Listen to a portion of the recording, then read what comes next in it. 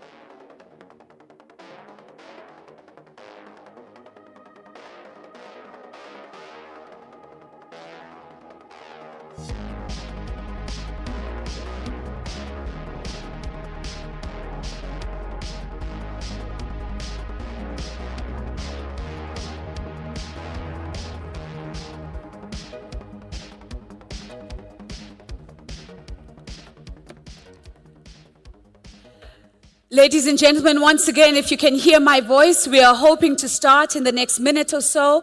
If I may kindly invite you to kindly please come in and take your seats.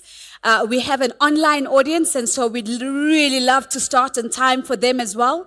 So if you can hear my voice, if I can invite you to kindly please come in and take your seats. We'll be starting shortly. Thank you so much.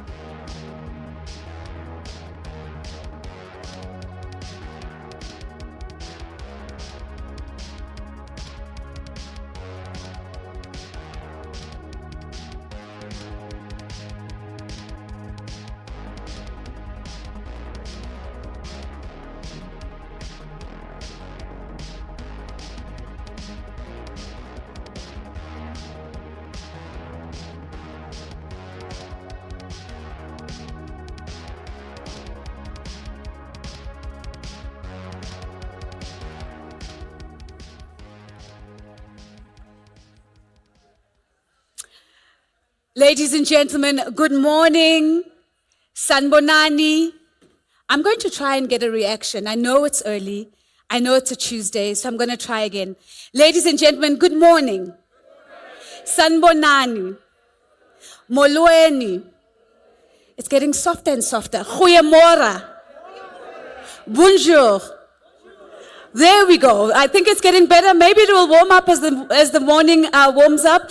But a very, very warm welcome, ladies and gentlemen, to the 17th Annual Trialogue Business in Society Conference. My name is Nozipho Shabalala, and it is an absolute privilege to be a part of this critically important national and continental conversation, but also an absolute privilege to be serving you as your conference chairperson over the next 2 days. The team has shared with me the absolute success of having delivered this experience on a hybrid platform in previous years. And so today we're so pleased to be able to be connecting 600 people, some of them online, some of them in person. And so for those of us in the room, can I ask for us just to give a special welcome to every single person joining us online by giving them a big round of applause? And of course, in true African culture, we always start with thanks. And so I'd really like to first start off by acknowledging our sponsors, without whom we would not be able to do what we're doing here today. I'm going to start off with our corporate sponsors, our headline sponsors, and ask you to help me give a big round of applause to APSA, to First Rand, to the Rand Water Foundation, to Sanlam, to the Telkom Foundation, as well as the Vodacom Foundation. Let's give them a big round of applause. Ladies and gentlemen, we also have NPO sponsors in the room, and these are sponsors who have ensured that the non-profit organizations that we are talking about today, whose work we are deliberating about, actually have a share of voice in the conversation. And so we really want to thank them for sponsoring the NPOs to be here today, to be here tomorrow, to be a part of the conversations, and to really lead the conversations and to be heard. And so let's acknowledge Momentum Metropolitan Holdings, MTN, Standard Bank, as well as the IDC, who sponsored the masterclass that was led yesterday. And we are quite certain that that masterclass has contributed significantly towards the strengthening of the NPO sector. Can we give our NPO sponsors a big round of applause? And as you've come in, if you're in the room physically with us, you would have received a number of things. One of those is a really beautiful notebook and a pen. And I just want to acknowledge Volkswagen South Africa for sponsoring these. And they're actually a very important part of the experience today. I'm going to be encouraging you throughout the 2 days to pause, to reflect, to capture your ideas, to capture your insights, and of course, not only to capture them in the notebooks so that you can take those notes home with you, but also to capture them on our conference platform, which I'm going to talk about a little bit later. But for now, a round of applause for Volkswagen, please. Thank you so much. Let's get into the content of our conversation over the next 2 days. Our big theme this year is connect, collaborate, and change. And so over the next 2 days, we're going to be intentionally looking for pathways that allow us to more effectively connect, more meaningfully collaborate, and for more impactfully driving change. And we're going to be doing this by looking at 4 sub-themes that we're going to carry through the 2 days. We're going to take 2 of those sub-themes today, and then we'll take 2 of those sub-themes tomorrow. Today, we kick off our morning in partnership with the Vodacom Foundation to explore the question of how might we support young children in their learning journeys so that we see them moving from their ABCs to CEO. And it's going to be a really exciting conversation anchored by the Vodacom Foundation. In the latter part of the morning, we partner up with APSA, we allow them to anchor the conversation as we together and collectively explore how might we drive intergenerational inclusion through entrepreneurship. And that is the invitation for today. Tomorrow we shift gears a little bit. We start off with a conversation led and anchored by First Rand as we seek to understand how might we drive transformation in agribusiness, which we know is a critical sector, not only for the country, but certainly for the sustainability of the entire continent.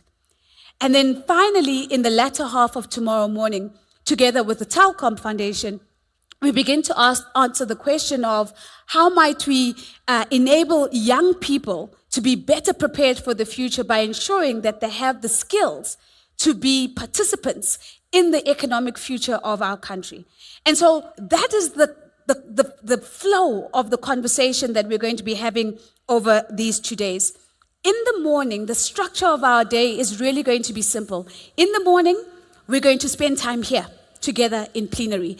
And we're going to be participating in panel discussions, keynotes, executive overviews, and even our own version of TED Talks, which I'll talk to you a bit about tomorrow.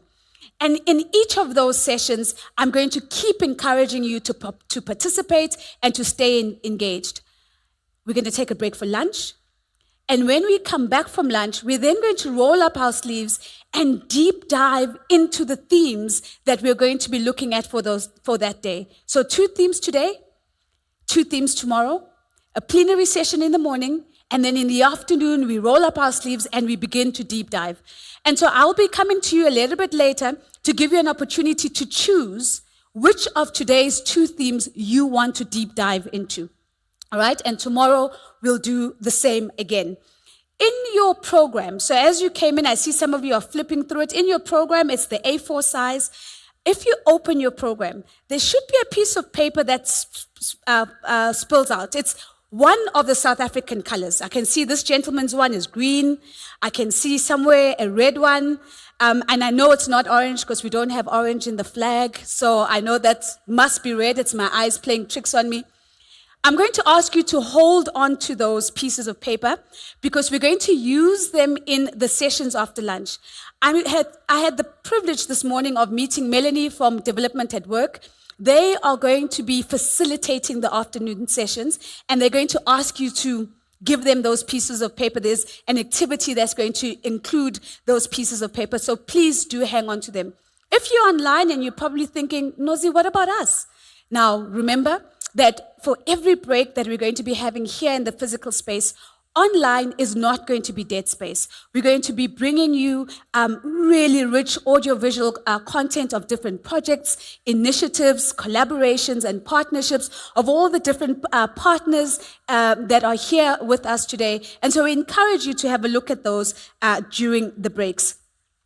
It's going to be a lot of hard work, but it's also going to be a lot of play. And that is courtesy of Sanlam that have so generously sponsored our cocktail at the end of each day. We're going to have an opportunity to connect meaningfully over cocktails and snacks. And I'm going to again announce this before we take our breaks. And so if I haven't acknowledged Sanlam, because this is a very important part of the experience, let's do so now by also giving Sanlam a round of applause, please. I want to talk about the conference app because this is an important part of our experience, but just a quick housekeeping announcement just as I transition to the app. For those of you who might be asking, saying, Nozi, we haven't heard you talking about the ladies and the gents. They're just outside behind the main hall, and that's where you can access those facilities. So let's talk about the app. I hope you're connected to the Wi-Fi. If you're not, it's Focus Rooms Guest. That's the Wi-Fi you want to get onto, and the password is Focus Fun. Focus in small caps, fun in big caps.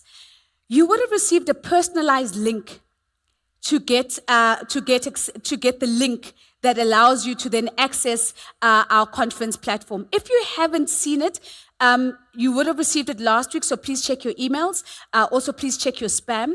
And if you're still not finding it, please take time to go and visit the Trialogue exhibition stand. The team is standing by, and they're more than ready to assist you to get connected. The platform is going to be absolutely critical to how we maintain one conversational space. You can get the program. You can get information about the different speakers. You can participate in the chat. But more importantly, if you want to ask a question, there is a tab that says Ask a Question. You will have to press the Ask a Question in order for you to send a question. So for those in the room, I'm going to repeat this again. I will not be sending roving mics around. So if you wave your hand, I'll just wave back, right? What I am going to ask you to do is go to Ask a Question and put in your question. And of course, you can just share your reflections and thoughts in the chat with everybody else. And that way, we really pull in the online audience and we create one conversational space. Now, we're going to speak a little bit shortly now about the polls. But before I get to the polls, I want to talk about two very important things. One being feedback, and the other one being the prizes. So, in terms of the feedback, we are in the room. If you're in the room in that same A4 size program, you would have received a feedback form. And this is going to be really important because the team is wanting to learn at every opportunity and to keep improving this experience as much as possible. We're going to ask you to fill out the form and please make sure that you're placing it in the box at the Trialogue stand before you leave at the end of the conference. There is a prize that is incentivized and linked to this. One feedback form, just one. And it's not based on what you've said in the feedback, right? We're just going to close our eyes and we're going to pull out a form. We're not going to look at what you've said. One feedback form is going to be selected at the close of the conference, and the prize is going to be a double-page spread in the 2024 Trialogue Business and Society Handbook. Now, it might sound like a lot of words, but let me put it into context. It's worth 100,000 rands. Right? So we really want to get this right. And then, of course, if you're online, we're going to put the link to the form. So in the virtual platform, you will be able to get a link to the feedback form, and you'll be able to give us feedback as well. In addition to that, at the end of every session, I'm going to ask you to rate the session so that we can keep learning and bringing you even better experiences as we go. The other prize is what we are calling our NPO listing prizes. At the end of every session, I'm going to ask you to please share your ideas, your thoughts, insights that have come to the surface. Put those in the chat. The team is monitoring those, and then they're going to choose at different times what they think are really outstanding comments and insights. And you then have an opportunity to win an NPO listing prize, which is a free non-profit listing on the Trialogue Knowledge Hub. Now, what if a corporate delegate puts in the most outstanding comment? If that happens and a corporate delegate is chosen, we are going to give you the opportunity to choose a nonprofit of your choice to gift that prize to. So we're going to be giving as much as possible in many, many different ways. We already have one winner for our first NPO listing, and this person won simply because they were the first person to register. So I really hope they're in the room, that they not only were the first person to register, they were the first person to get into their car, they're the first person to get into the room, and they're the first person to be seated, because I really hope is in the room today. So, Brian Nall from Rise Against Hunger Africa, are you in the room? Oh yes, he's in the room. Let's give Brian a big round of applause. Fantastic. Thank you so much, Brian. We're going to make sure that we get your prize to you. And ladies and gentlemen, I have prizes flowing throughout the day, so please make sure that you're in the room and we're able to give you those prizes. So the last thing I want to do is to do a quick poll, right? So I want to make sure that our fingers are ready to participate. Remember, this is the only way that you're going to have your share of voices. We're going to have polls and quizzes. I'm looking for your comments in the chat. And of course, I'm also looking for your questions coming through on the question app. And then I'll talk about social media, and then I'll get our first speaker up on stage. So if you go on to the poll, you will see that our first question has popped up, and there it is.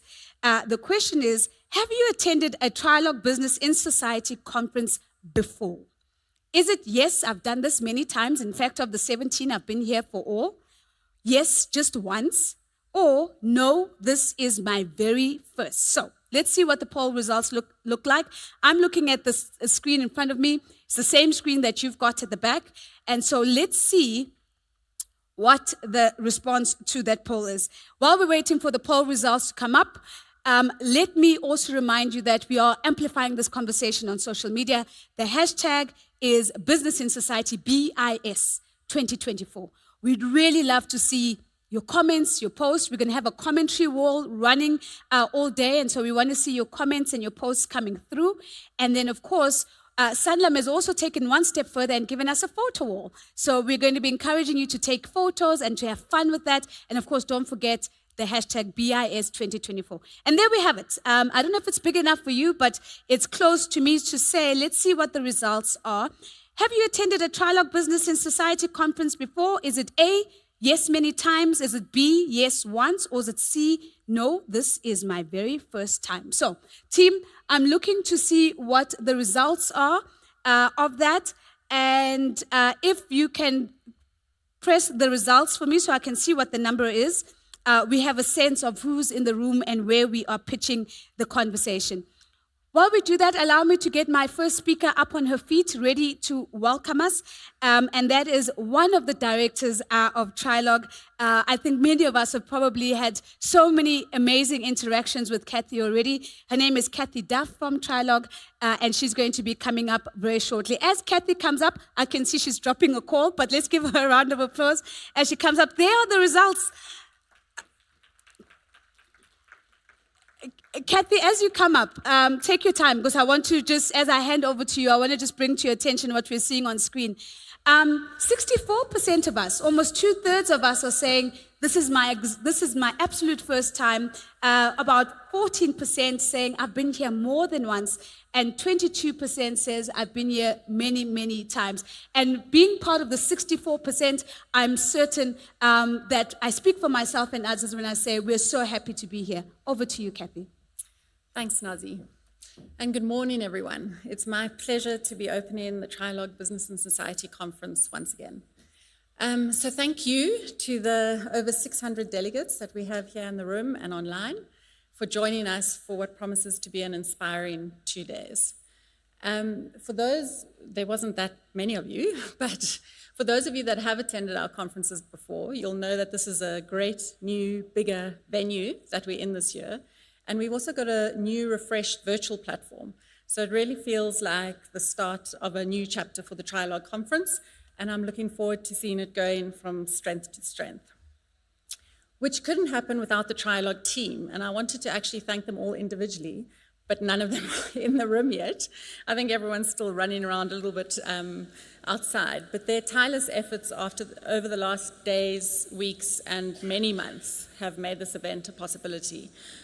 So thank you to Lorato, who's been on sponsor and client relations, to Abdullah, who I think is in the room and has been running around on production, to Taneka on registration, to Laura and Fiona on content and writing, Sipa Sichle on the technical side. I think they are watching me on the virtual platform, so thank you. Mpumi and Lindo basically doing everything else, and the entire team. And to our newest team member, Sheldon, who many of you will meet. He's just joined us as the new Thought Leadership Manager, and he joined us right in the conference deep end. So welcome. Thanks for your help on this, and good luck with organizing it next year. So it's taken us a long time to get here, and we're excited that it's starting. And it also wouldn't be possible without the support of our generous sponsors. And I think Nazi has thanked them, but I would like to, we work so closely with them over the months leading up to this that I just want to also give my round of thanks. Firstly, to Rand Water for sponsoring the registration. They have done this for so many years, and we really appreciate them coming back and doing it every year. Then to our content sponsors. This year we've got APSA, FirstRand, the Telkom Foundation, and the Vodacom Foundation. So thanks to them for sharing their expertise and their case studies, which we'll be looking at this afternoon and tomorrow afternoon, as well as making sure that we cover such critical topics. I think you'll all agree that the topics we're covering over the next 2 days are so important.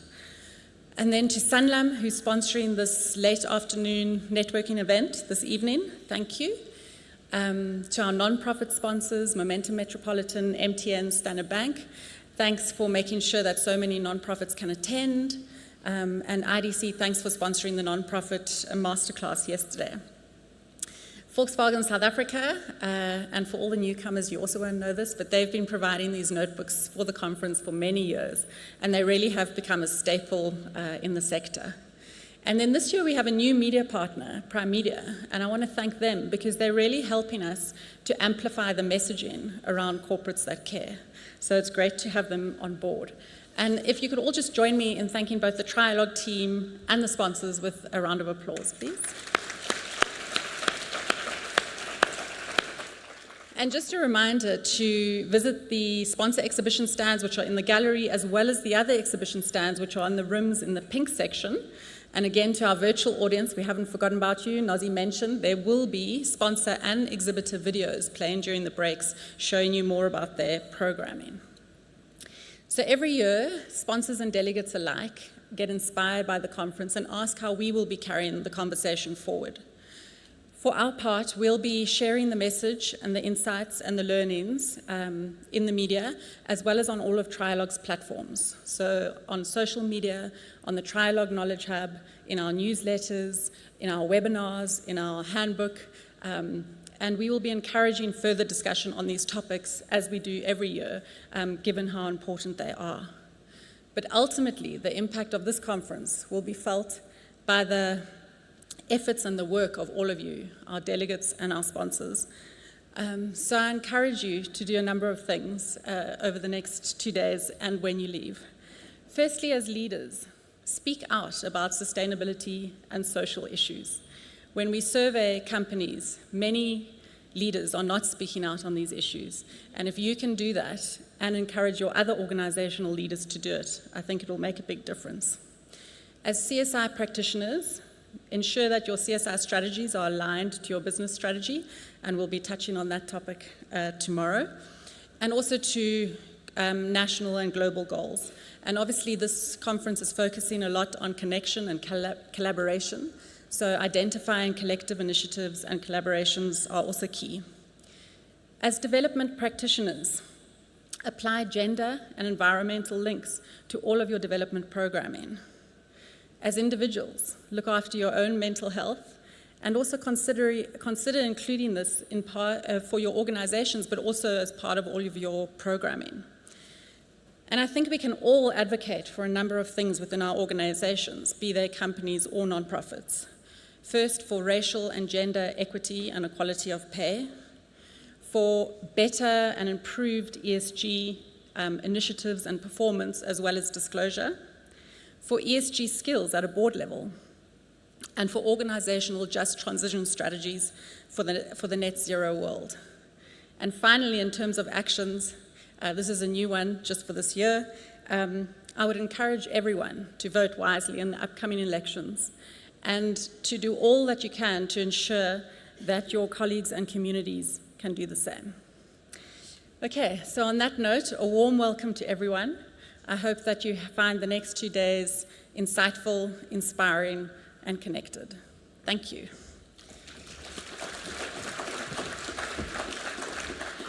Kathy, thank you so much. Already with some clear calls to actions about what we can do to enhance the role of business in society. Ladies and gentlemen, we are ready for our first keynote speaker for the day. He needs very little introduction. An accomplished business leader who has provided critical leadership guidance and insights on some of the most important economic and social challenges that have confronted the country. He is currently the Chancellor of the University of the Free State. He is the Chairman of the Bidvest Group Limited, of ArcelorMittal and SBV Services. And of course, today he delivers a keynote on ethical business leadership to heal a divided country. And as I call him up, allow me to also say that the first 30 people who registered and paid for the conference have all received a signed copy of his book. So if you suspect you might be in that first 30 and you haven't received a signed copy as you were registering and your name didn't pop up, please come and visit us at the front and we'll certainly send you a book. My final line of introduction to this leader is a person who I have had the pleasure of interviewing over and over again on CNBC Africa, always knowing that when we had him on the desk, we were going to get insight that was going to give light and direction to what we needed to do as a country. Ladies and gentlemen, please help me welcome Mr. Bonang Mohale.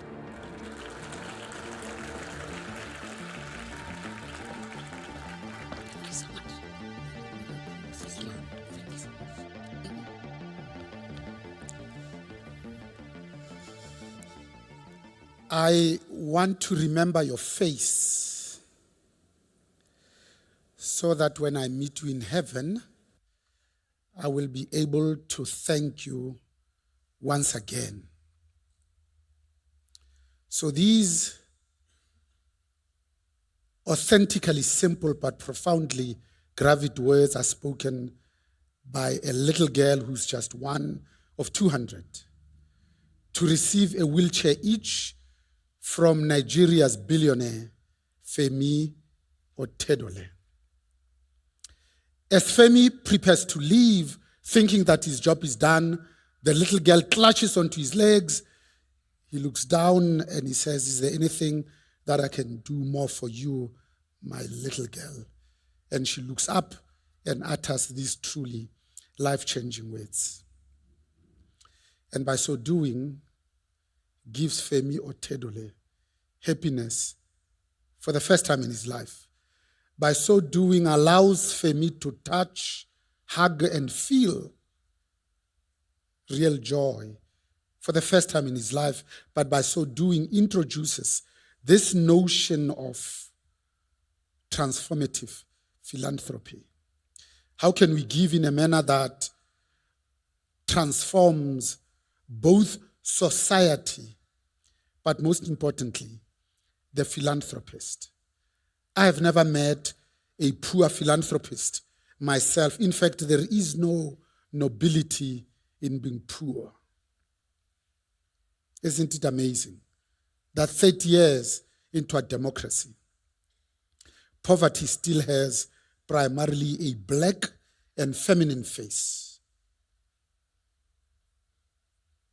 You see, if wealth is the inevitable outcome of both hard work and enterprise, then every woman in Africa should be a dollar billionaire. I'm hoping that as a direct result of our conversation this morning, maybe, just maybe, as a direct result of our action, because leadership is personal, the same way that success is personal, that when we live here, we might just be in a position to release better humans as a direct result of our actions, not just what we say, but what we do. That maybe, just maybe, we might be able to release highly connected, active citizens that would help us solve some of our intractable problems. Maybe, just maybe, as a direct result of our conversation this morning, we might be able to have a full appreciation of this notion of leadership, that it has nothing to do with the title on a business card or the corner office, but it's anybody that feels called upon to lead is a leader. That leadership is the other-centered, not self-centered. That it is a privilege to improve the quality of lives of others, not an opportunity to enrich self.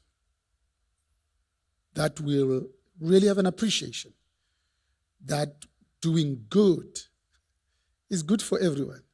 That especially because I'm talking to business people.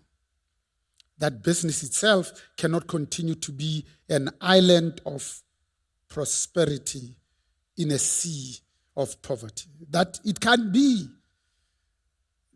that the richest square mile in the continent happens to be Sandton, but just 2 kilometers across the bridge, you have Alexander, 680,000 people in a 6-kilometer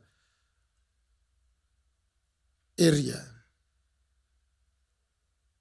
wallowing in the surplus of their own poverty, in the midst of self-perpetuating vicious cycle of this abject poverty, subjected to the violence and the brutality of just not having, when we, you and I, can do something to ensure that we open up spaces for the majority of our people just to participate, not even to reach their fullest potential, just to reclaim their self-worth and self-respect.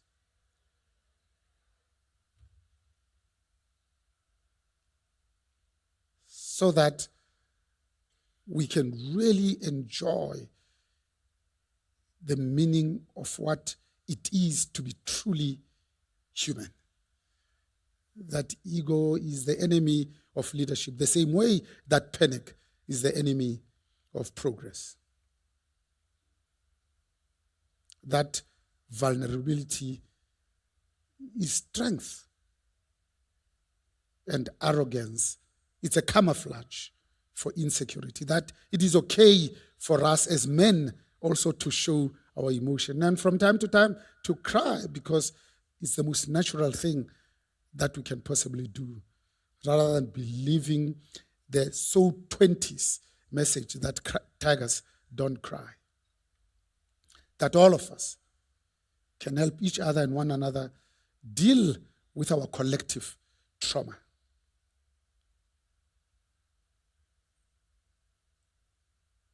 That maybe, just maybe, we might collectively graduate from humankind to being kind humans, from important people to being people of significance, because we are no more human than when we connect. Khalil Gibral reminds us that those that are helping others are completing God's work, that no successful person has ever reached there on their own, that we all need each other and one another.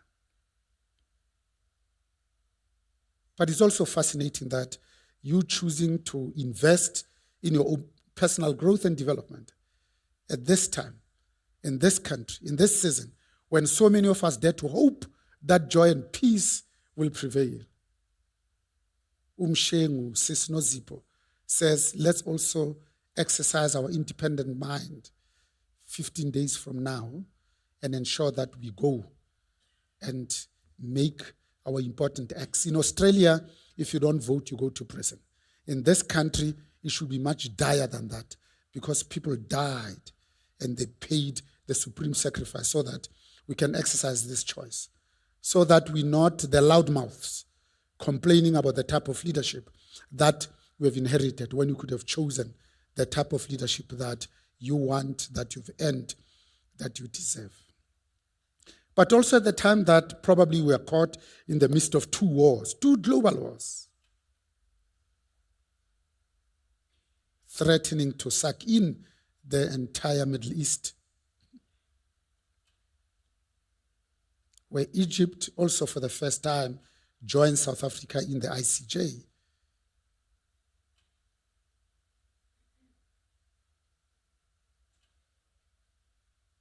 When Russia and China are saying, we hope that you, the US, and your 51st state is not going to interfere. Because if you do, then we will.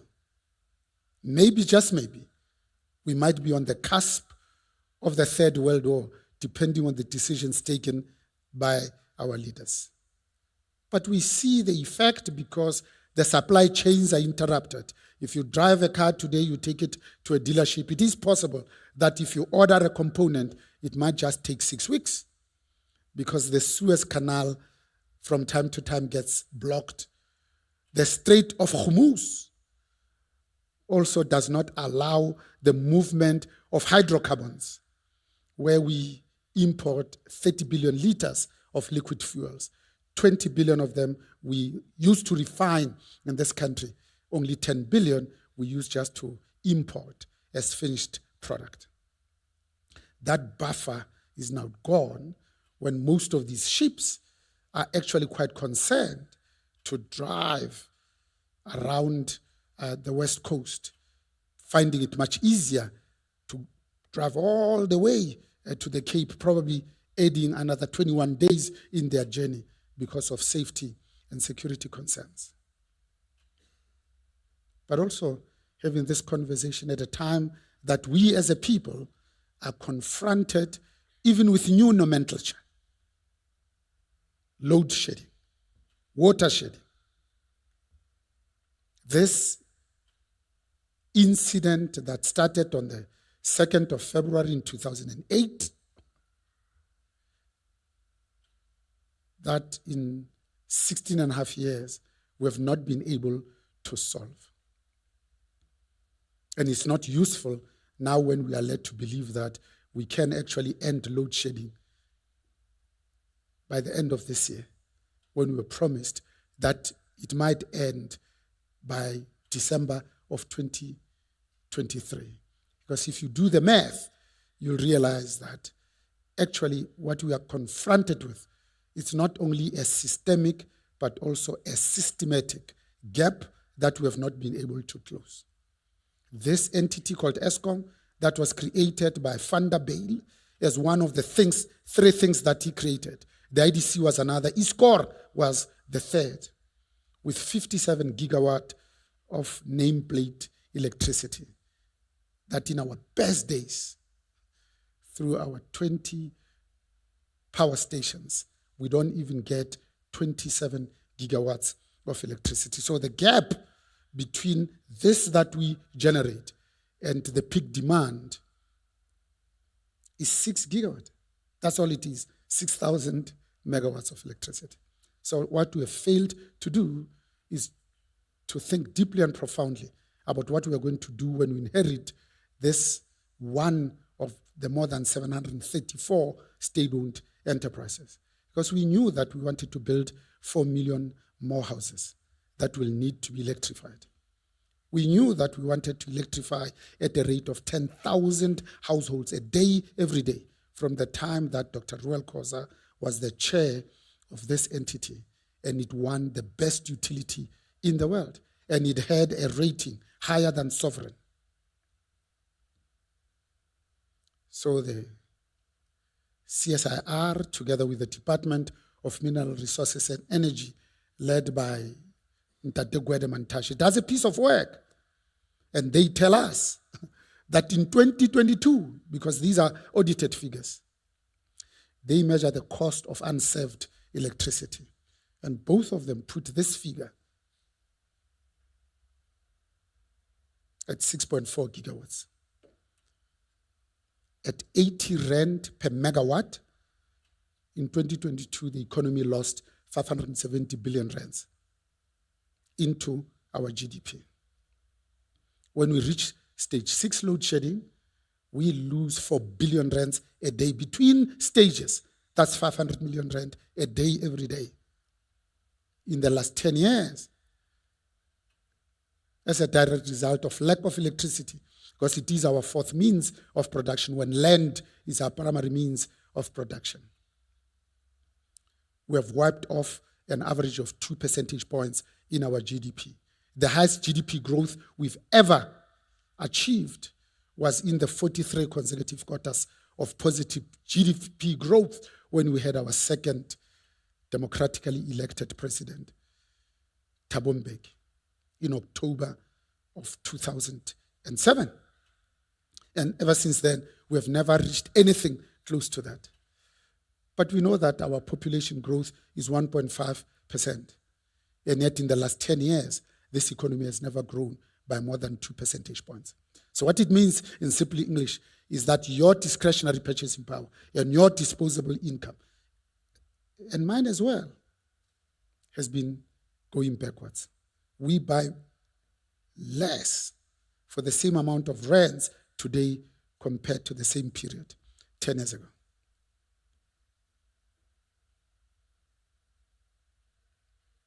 And to talk a little bit about water shedding,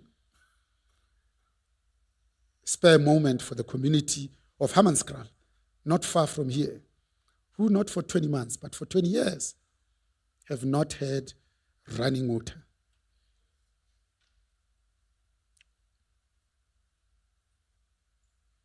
Simply because of just two things. One is ailing infrastructure. Number two, this notion of planned and preventative maintenance. That's all it is. And the best vaccine against cholera is just those two things. Clean running water and a toilet that flushes. 30 years into democracy, we should want more. We should aspire for more. And that is the job of real leaders who look at themselves in the mirror every day to say, is there anything that I personally can do just to ensure that I can make my neighbor better off today compared to yesterday? Because my grandmother teaches me that when your neighbor is hungry, you cannot sleep at night. Not your neighbor. You cannot sleep at night. So before I shut up and take some questions and comments, Mshengu Nkosi yami, may I leave them with just one challenge? So I spoke about 2022 and the piece of work that is done by DMRE, but Department of Higher Education and Training, led by Dr. Blade Nzimade, also does a piece of work. Because I used 2022, let me share with you the 2022 figures. They remind us that we have 26 public universities, 1.2 million students in those 26 public universities. If we were to educate every single solitary one of them on a fee-free basis, that will cost us 50 billion South African rands. If we looked at only those that a combined household income is less than 350,000 rands, it will be 20 billion rand. But they also remind us that there's this small problem called historical debt. They put that figure at 16.5 billion, 9.2 billion of which is irrecoverable.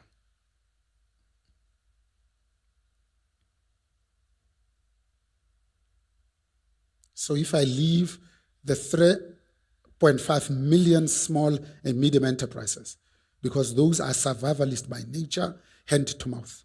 And I start with only 1.5 million medium-sized companies that have a turnover of 300 million and above. And I look at the 400 companies that are listed on the JSE in 2010. The number today is 289. And in particular, I focus on the 60 companies that hold securities in 80 private equity firms. All of them, without fail, have a corporate social investment program. 98% of them have 4 focus areas. 100% of them in those 4 focus areas, one of them at least has to do with education. So if we look at these companies in the centerpiece of the peoples of their eyes, and we don't even ask them to make more profits or to increase their business footprint, and we simply say, take the money that has already been approved by your board, and put it in this historical debt fund. A measly, no less than 1 million rand per company. Not in 30 years, but in 1 year, would have wiped off the entire 16.5 billion historical debt, because we dared to have some sort of a compelling vision. We had the courage of our conviction. And by so doing, we give not future leaders, but today's leadership a little bit of hope to ensure that they don't have to suffer the indignity of food insecurity and period poverty.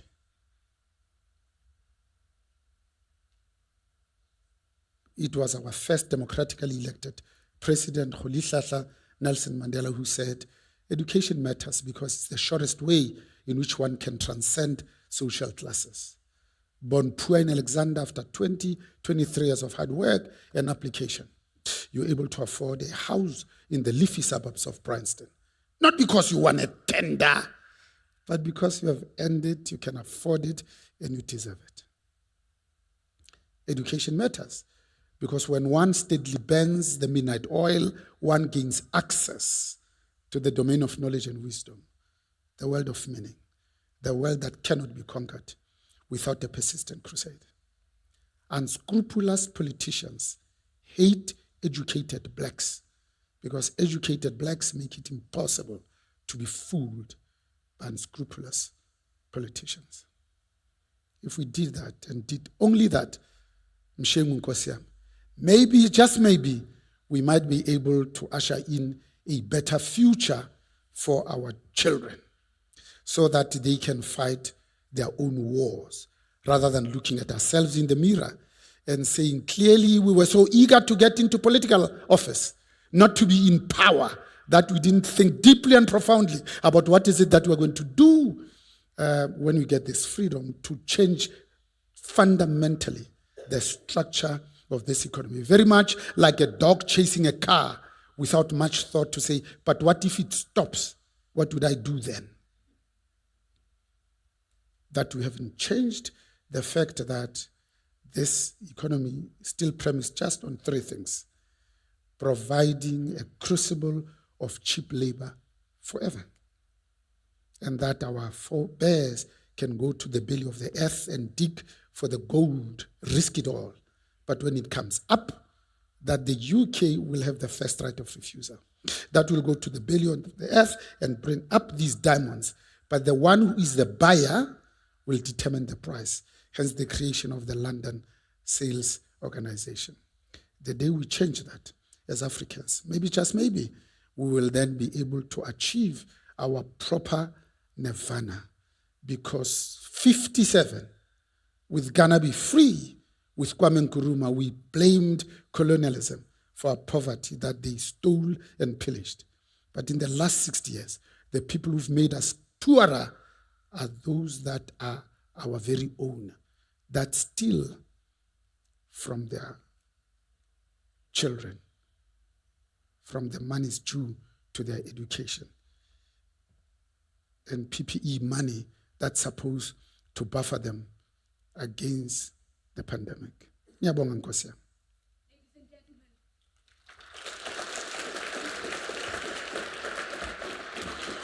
I'm going to ask you to, if you don't mind, take a seat with me for a few minutes and Yes, boss. maybe take a few questions.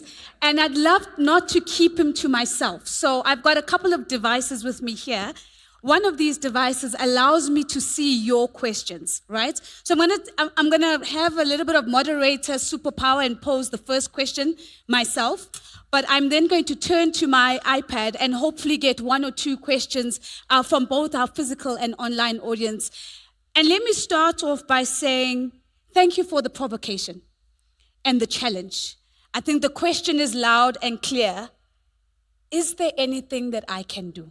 You started off by saying that leadership is personal, and that deeply personal question stands out. I want to ask this question, and I think I want to build on the call to action from Kathy when she was encouraging us to go to the polls. How do we ensure that we are able, especially corporates who care, to use a phrase that Kathy used, rise above the social divisions, and to ensure that we are not only encouraging those who are part of our corporate community, but the communities within which we operate, to understand the responsibility and the weight of that responsibility to go and participate in the election to bring about the South Africa that we deserve? What is the role of corporates in that? So the first is maybe to appreciate that South Africa is a story of two halves. The first half, we did some truly amazing, phenomenal things. The creation of SARS, for instance, and many institutions that are very resilient. And then the last half is when the wheels came off, when our leaders succumbed to greed, state capture, bribery, stealing, and cheating. So imagine if companies stopped financing political parties and individuals for the first time in the history of our country, commensurate to their representation. But simply thought about the 4, no more than 5 things that are important to us, that would usher in a new dawn. Because all the countries that have gone through the same trauma that we have gone through, I'm talking about Japan and Germany after the Second World War. But South Korea and even Singapore, that was jettisoned by its own parent, Malaysia. Only in 20 years, they received aid. After 20 years, they were giving aids. In Africa, 60 years later, our leaders are holding conferences about how to better ask for a new form of aid. So if we thought deeply and profoundly about that and said, but what are these things that are going to change our life? Number one, I would say transformation, so that we vote for those parties and individuals that commit to this, and corporates fund only those. Transformation. Because if this economy doesn't look like us, it's not sustainable and therefore not going to be resilient. Because surely in Africa, resilience has to be much more than the food, water, energy nexus. Number 2, ethical leadership. Number 3, good governance. Number 4, service delivery. Because that's their job description. It's actually contained in chapter 198 of our Constitution. And that's why we say our Constitution is the best in the world. Not because of what's in the main body of the Constitution, but because of what is only in the one page, the preamble to the Constitution. Because to me, it embodies everything. Lastly, which I think is most important, it's law and order, safety and security. Because without law and order, safety and security, who are we and what are we? When we are not safe in the streets, we can almost understand that. But we're not safe in our own homes. When the walls are higher, the electric volt is 220 and we're wanting to yank it up. We are the most stressed people in the world. Coming this morning, I was listening to a parliamentary answer to a question that was raised to say in 5 years we lost 5 million dockets. I did the math in my head and said, but that's 3,000 a day, every day. And we have 180,000 police women and men. What are they doing if not to keep their own children safe? I think it's an incredible answer because it gives us almost clear pathways to where the change and the systemic change opportunities lie You talk about transformation, ethical leadership, good governance. You talk about law, order, and security. I want to maybe bring a question I've got two questions that have coming through, and I think lots more still on the way. But Sophie's question, I think, links to what you've just shared with us. And Sophie says, Bonang, how do we make big, bold changes at a systemic level? Because once we start thinking systemic, it just becomes so big. And you lose sight of it because it's oftentimes requires patience and a long-term view. But Sophie's question is, just take us to the first step. What is the first step to making sure that you're not fiddling at the edges, playing with the visible symptoms of the problem, but you're getting to the root of the systemic change? What's the first step? So I suppose, like everything else, it starts with a unit of civilization, which is the family. Now we outsource even parenting to teachers, when we should be giving them values that will stand them in good stead. How do we ensure that our children have their true north? And the best way to do that is not to tell your kids what to do, is to be exemplary. Because if you are a man and you live a life of purpose, meaning maybe your son might want to emulate that so that your daughter might marry it.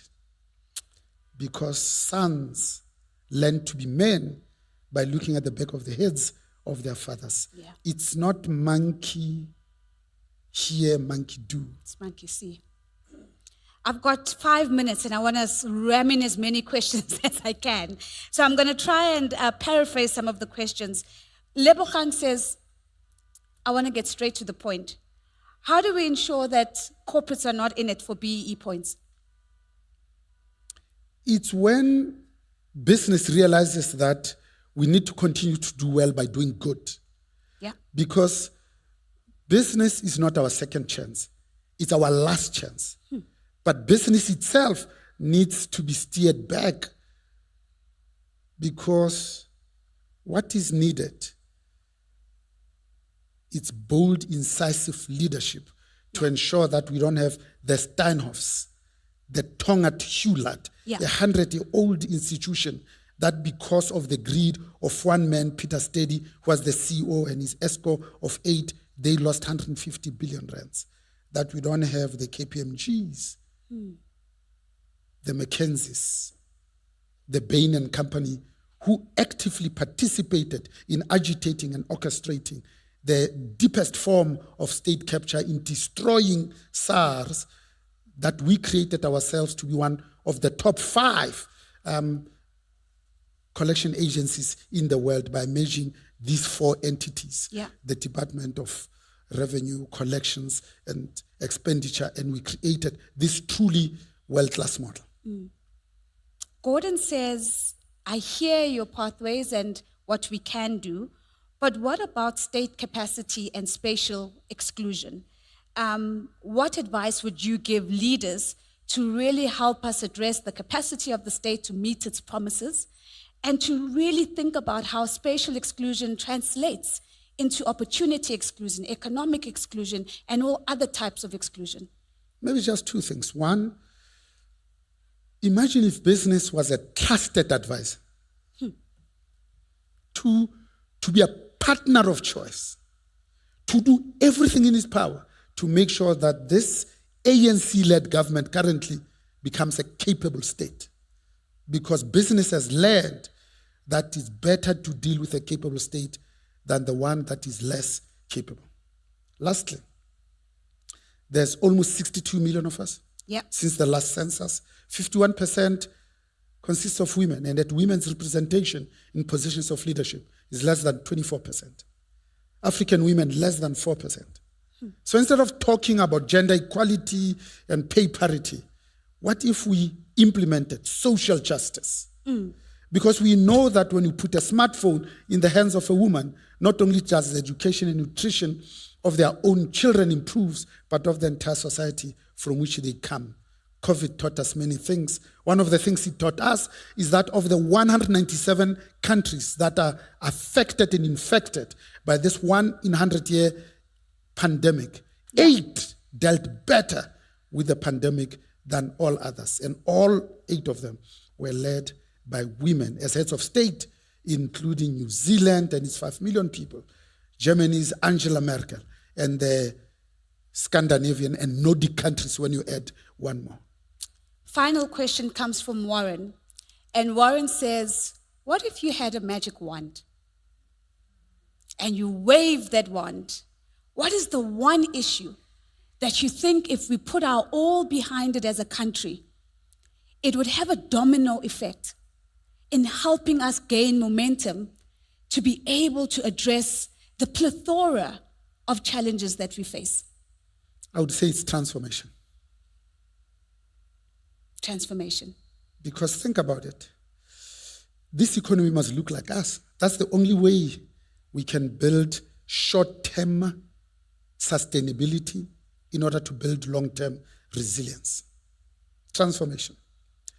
Because when all of us feel like we've got something to lose, then we'll protect it like our whole life depends on it. Our forebears, when they went to Codesa 1, which collapsed, and then Codesa 2, they didn't come there so much because of what they could get out of the table.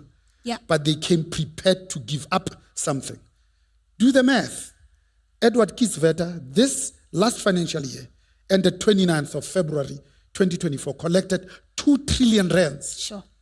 The same period last year, he collected 2 trillion rands, but after VAT refunds to companies and individuals, he still banked 1.687 trillion rands. So South Africa is not a poor country. Africa is not a poor continent, just poorly managed.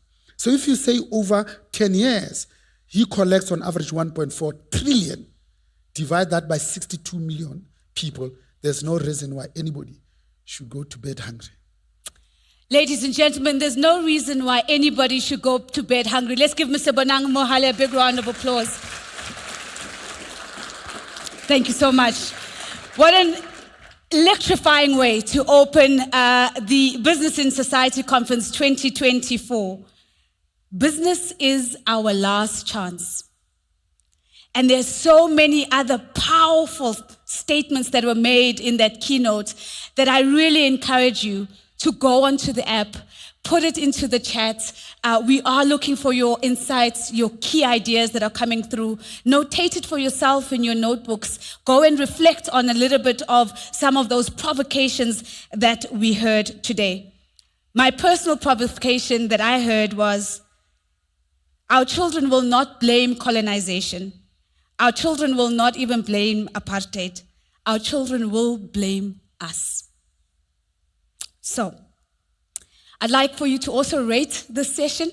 So if you have a look again on your conference platform, you have an opportunity to rate this session. Did you think it was excellent? Did you think it was good? Did you think it was fair? Or do you think it needs improvement? And again, ladies and gentlemen, we take all of this in our stride and we use it to do better year in and year out. So thank you very much. We're going to transition swiftly now to our first theme. If you recall, the first theme is about supporting young children in their learning journeys as they move from their ABCs to CEO. And this session is anchored and presented by the Vodacom Foundation. To kick us off, we're going to turn our attention now to a short executive overview that has been shared with us by the Vodacom team. We're going to be hearing from Sito Mdlalose, the CEO of Vodacom South Africa, speaking to the question of transforming our education ecosystem and, of course, to the issue of supporting learning journeys. On the back of that video, we'll transition to our first themed keynote for this particular part of the conversation. Please turn your attentions to the screen.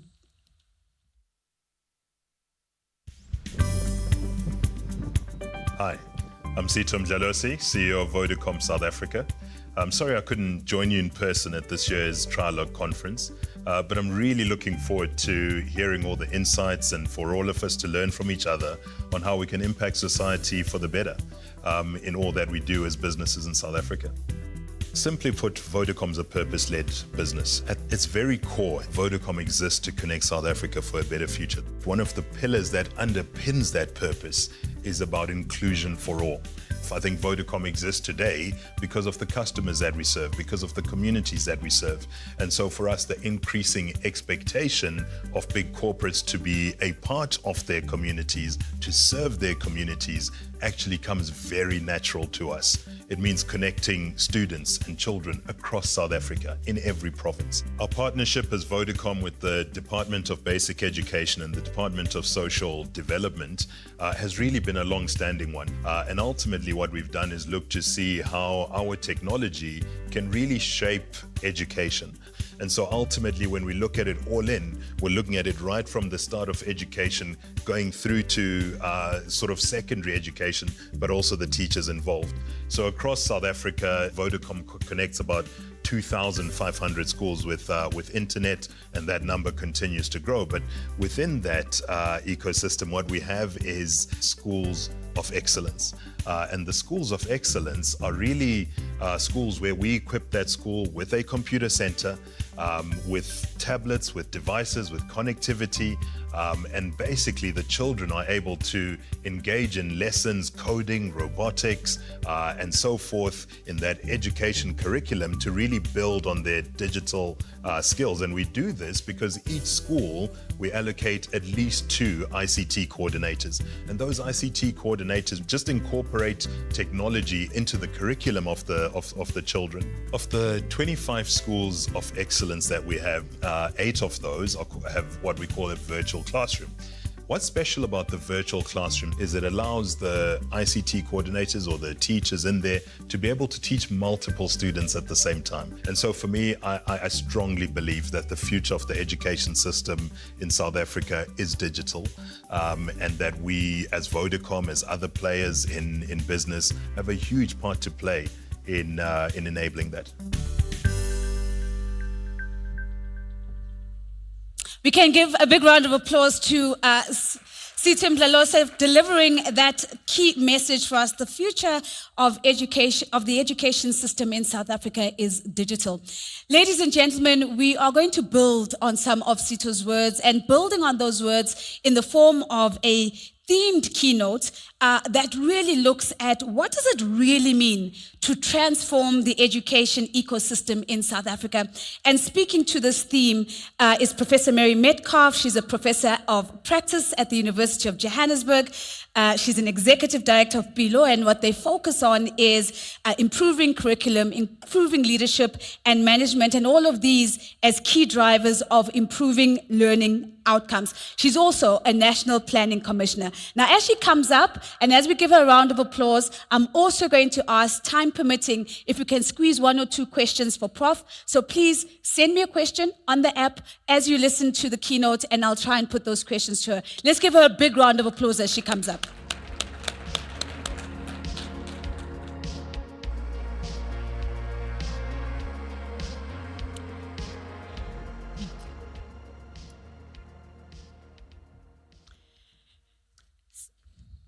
Thank you so much, Nazipo. I'm so impressed at your timekeeping skills, ne? And I trust you to keep me on track because I know I've got 25 minutes.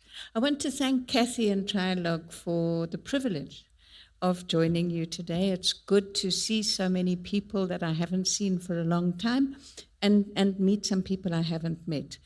I'm very conscious that I'm speaking in a community where there's a wide range of knowledge and experience that I don't have.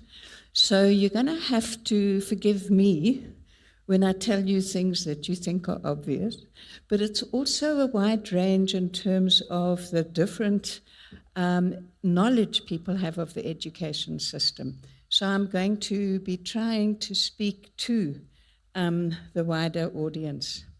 So I need to understand who's in the room. I know that we all here because we want to connect, we want to collaborate, we want to change. I'm guessing that it's corporates wanting to contribute to development initiatives, and it's NPOs and individuals who have ideas, who have experience, who have expertise in education and training, and that you're here to connect, collaborate, and change. So let me I'm going to move here because the lights are in my eyes. Put up your hand if you fall in the first category, the corporates who are here to, just a quick hand raise. Yeah, that's more or less. And then the NPOs and individuals who are involved in education. Yeah. So I think that's the majority. I'm saving my 25 minutes and I'm not going to go through the other three categories. But maybe, no, let me not. Time. I'm going to look at Nazipa every time I worry about time. So, I loved Benang's speech. I hope it's been recorded. It was wonderful. You moved me, and I know you moved others. So thank you for that. And a lot of what Benang was talking about was a shared vision for our future. So I am going to take 2 of my minutes to check, do we have a shared vision? So we come from these different categories, we've worked out a little bit who we are, but what's our shared vision? So you're going to help me with this, Nozipo, but what's your goal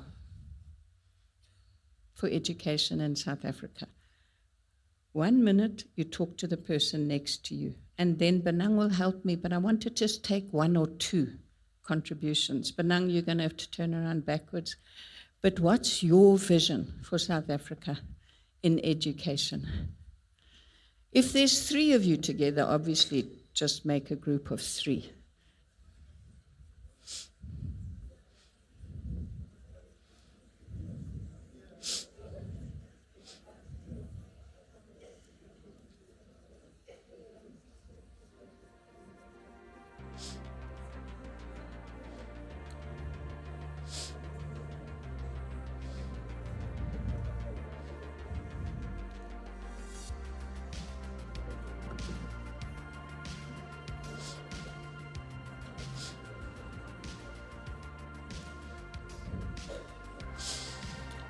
Okay, I'm jealous of my time because I am going to run out of time.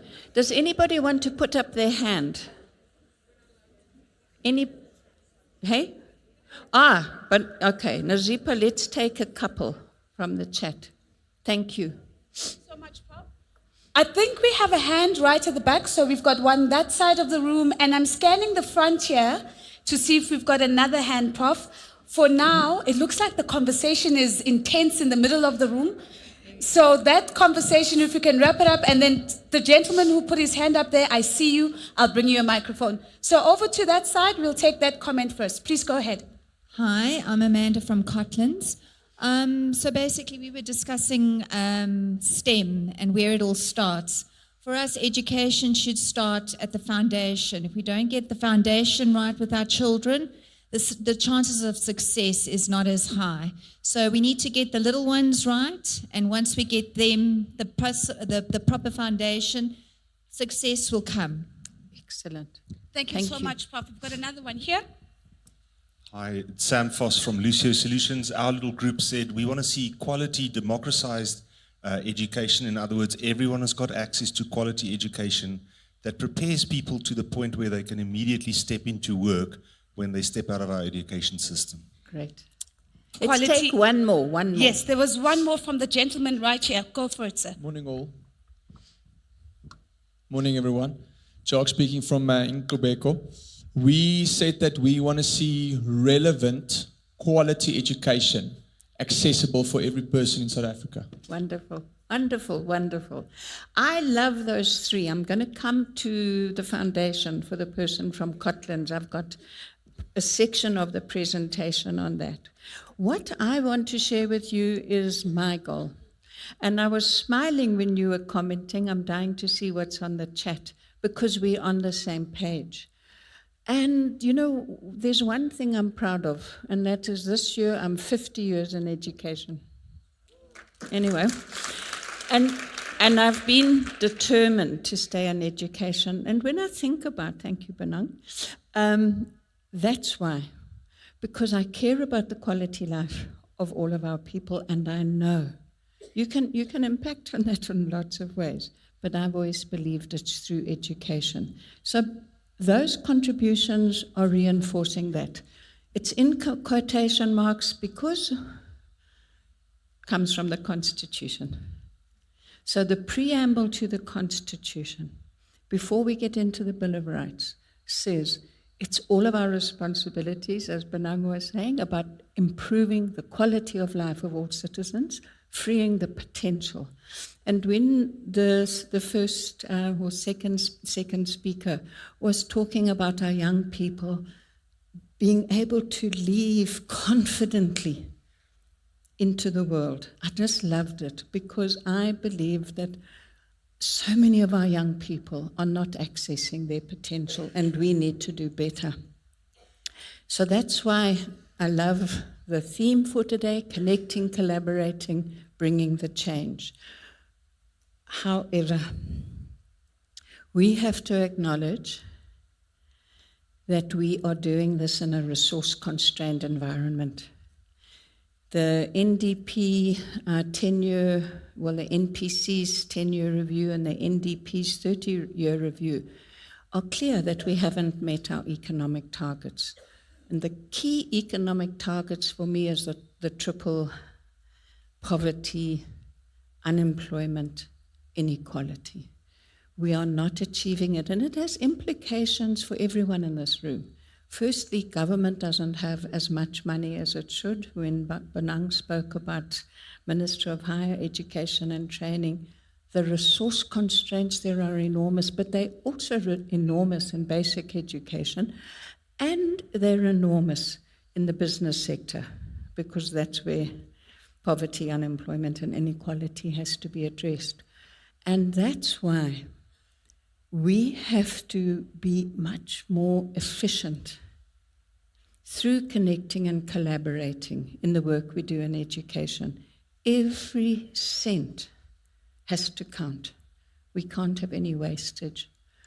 So I'm going to do a snapshot. I'm going to do basic education first, then I'm going to do early learning before basic education, and then Nazipa, I've put post-school education and training, but I know I won't have time. So I don't even have slides. But I can talk if for some reason I finish before 10, which is not likely, I've got lots to say without slides. So let's start with basic education. I have a passion at the moment, which is I wouldn't like to be a politician talking about this. It's very unpopular. But our Constitution says that basic education is an immediately achievable or responsibility for government to achieve. Basic education is immediately realizable. That means every court case we've seen in terms of access to textbooks, access to furniture, pit latrines, constitutionally that is immediate. You can't say, we'll get there. It's had a profound effect on my thinking when I recently thought about that, and I'll tell you why. So we have just had the Bella Bill on its way through Parliament, and that now gives us no longer 9 years of compulsory education, it gives us 10 years from grade R to grade 9. The year in which you turn 5 until either you finish grade 9 or you reach 15. So why I'm saying that is because the Department of Basic Education and the provincial departments where the actual work, that doesn't mean to be disrespectful, but where the budget lies, where the spending happens, have to prioritize, in my view, the immediately recognizable right from grade R to grade 10. Whereas, in fact, I sometimes would like us to look at the extent to which we're spending a disproportionate amount. I see somebody nodding, so I'm feeling confident now. on grade 10 to 12, apart from the matric camps. Proliferation of subjects, the way that we allocate resources, but we won't have time to talk about that today. You'll have to invite me again. So, do we have a shared vision of where our problems lie? I ran through this with a colleague yesterday, and she was saying, people all have their own little passion, whether it's IT is the problem or it's this the problem.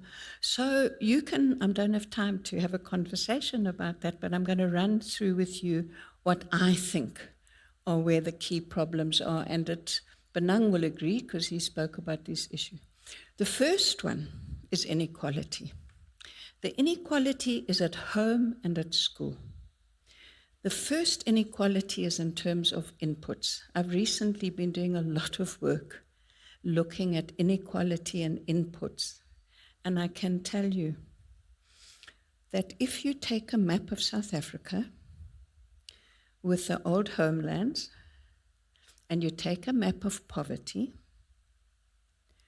and then you look at education inputs, where homes are poor, where the old homelands were, that is where the inputs in education, class size, textbook, all of the data is there. So if you look at it provincially, Limpopo, KwaZulu-Natal, Eastern Cape, parts of Mpumalanga, consistently, by quintile, by area, are not having the resources that they need to sustain learning. So guess what? Which provinces don't perform well in our international rankings? It's the provinces where we're not investing to address the inequality. So my challenge is, it's not okay to work where it's easy to work. The challenge is to work where it's not easy to work. Now that requires a conversation because there have to be sufficient conditions. The other thing I want to say about Eastern Cape, Limpopo, KwaZulu-Natal, I was going to check the figures, but this is where the bulk of our learners are. You can't create a better quality of life for all of our citizens by saying, oof, this province is doing well, that province is doing well. Well, let me say, Free State and Western Cape in particular are no more than about 12, 15% of the country. I'm happy they're doing well. I want them to do better. But when we start looking and celebrating, let's remember where the majority of our learners are, in conditions of poverty. The second thing, there's huge inefficiencies in the system. We've got to address the failure rate, the repetition rate, and how that leads to dropout. Zero Dropout campaign does fabulous work on that. And we know there's poor quality, and several of you already spoke about poor quality. I'm going to push myself harder now.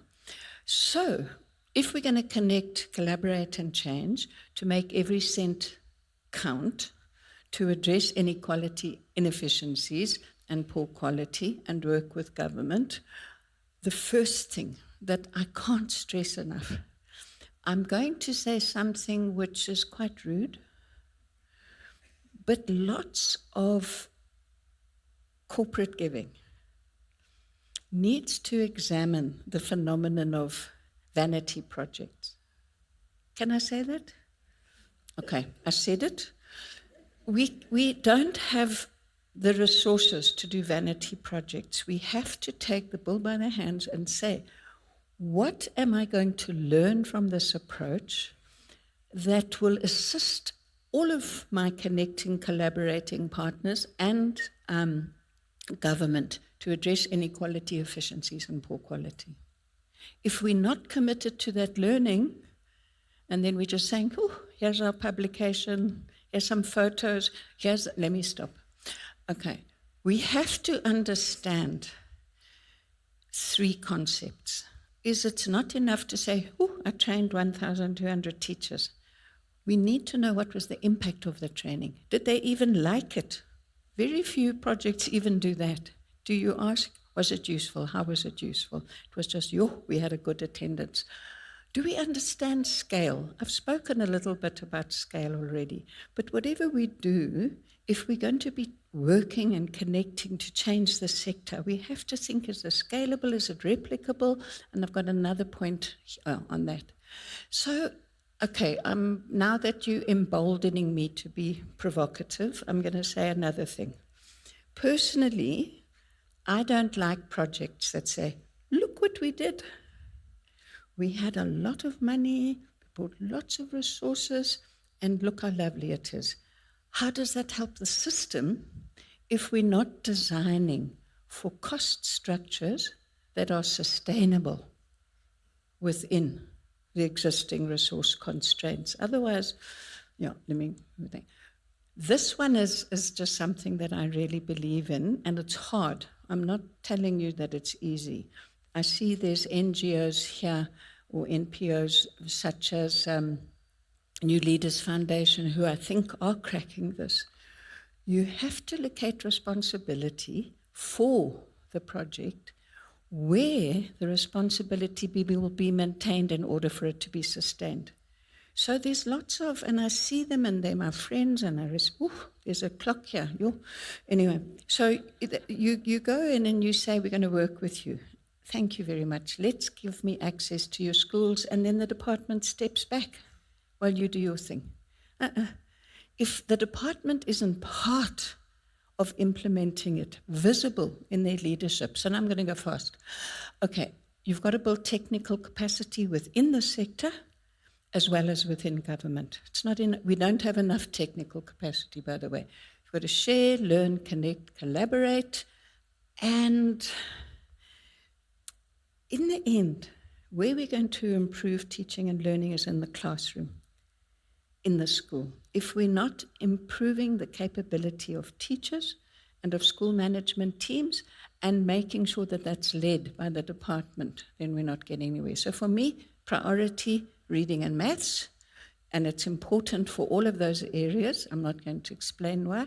And it's important there. Can we work together in terms of learning, sharing, so that we improve reading and maths right from the beginning?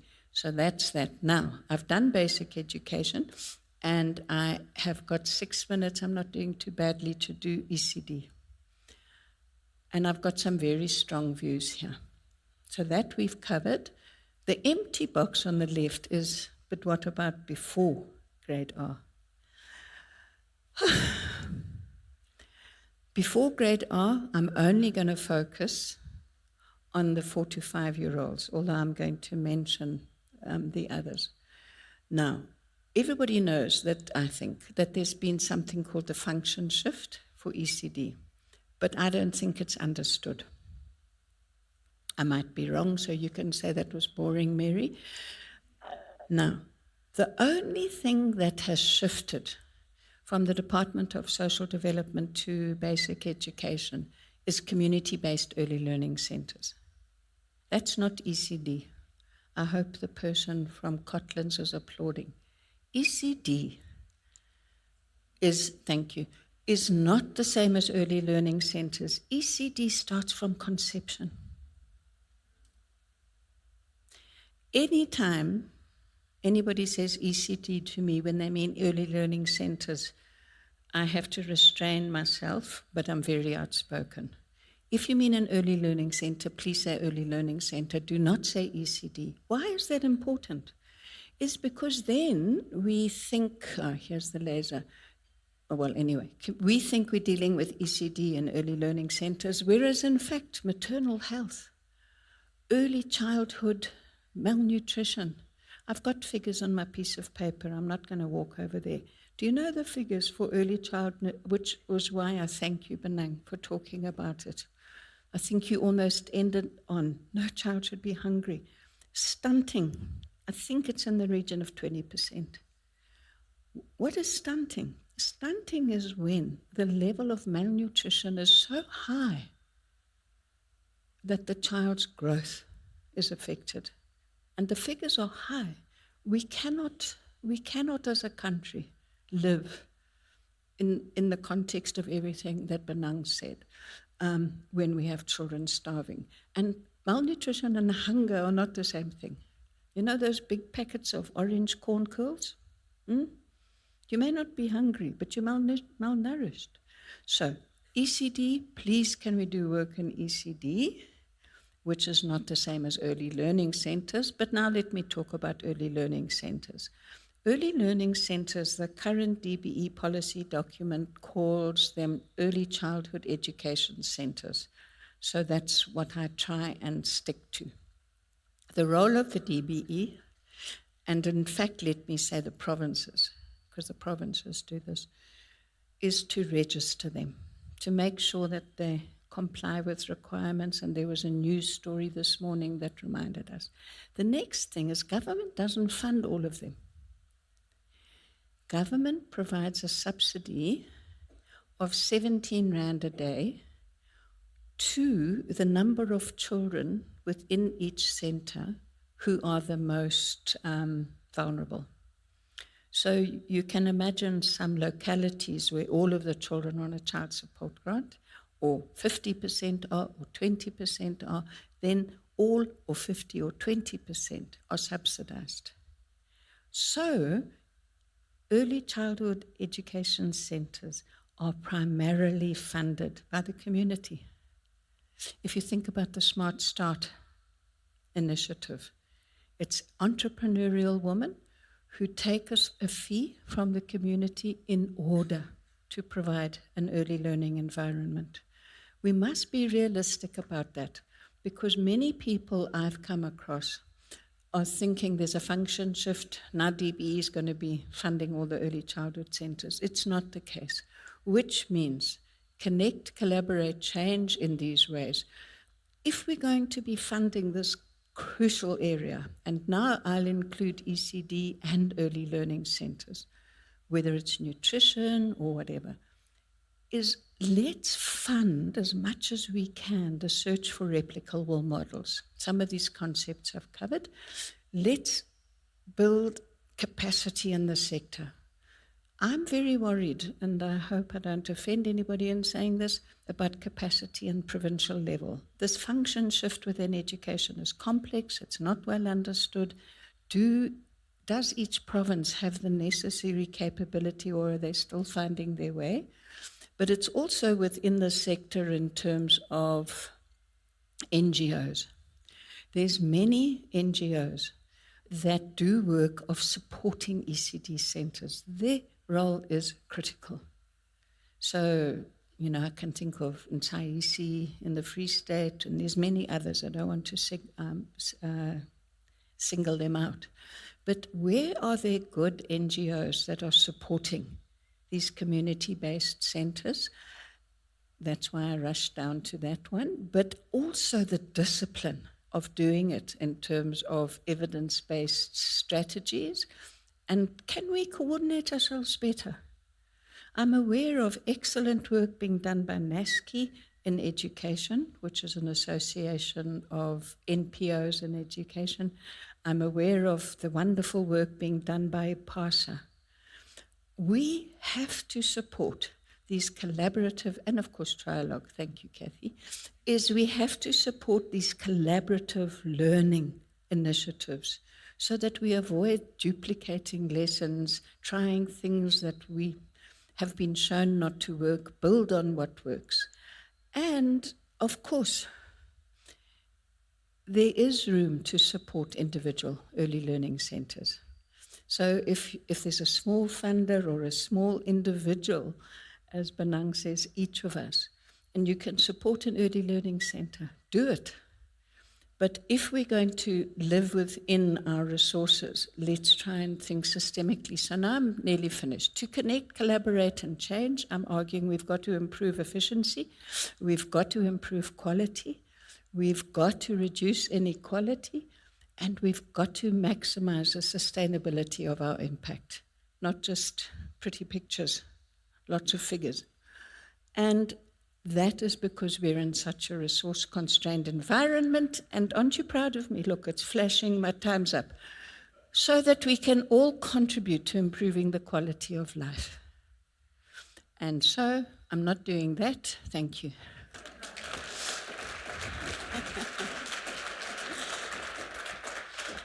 That was did absolutely well. excellent, Prof. Thank you so very much. Ladies and gentlemen, let's give Prof a round of applause.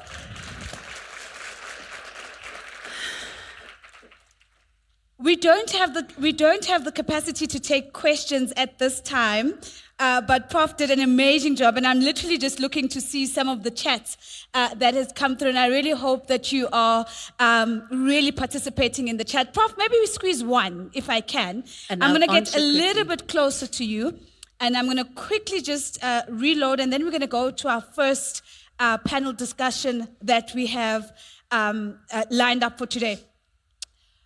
So Mpho is saying, seeing as most corporates already have focus areas that determine where their giving goes, what needs to change in order for them to start looking into less vain projects? So Mpho was really moved by the vanity provocation. So if that's where we are already, the courage, of course, to move to something that's more scalable, more replicable, and more systemic. It would be a lovely issue for discussion for everyone. Yeah. But I'll just actually say something I don't think I've ever had the chance of saying before, which is, I think it's very important to start with a conversation with a recipient group in which you really listen. What I have never said, that I've said before, what I haven't said before is that sometimes in a resource-constrained environment of a department, you come with a project, they can't say no. You want to do this? How can I say, don't bring the books, don't bring this, don't bring that? So they say, thank you, and you can go ahead. But actually, have we really listened, co-designed, worked out what we can do that will help them then sustain it? Now, just last sentence is the knock on vanity projects. I'm glad it hit some chords, but at the same time, we do sometimes need to have a starfish project, which we consciously know is not changing the system, but from which we can learn. Right. And that learning then has to mediate it through the principles of what does it mean for sustainability, scalability, and who do we want to learn from this? If it's for a corporate advert, well, that's nice. But what do we want the department to learn? And how do we ensure that they do and that they absorb it? Thank you. Thank you so much, Prof. Ladies and gentlemen, let's give Prof a round of applause.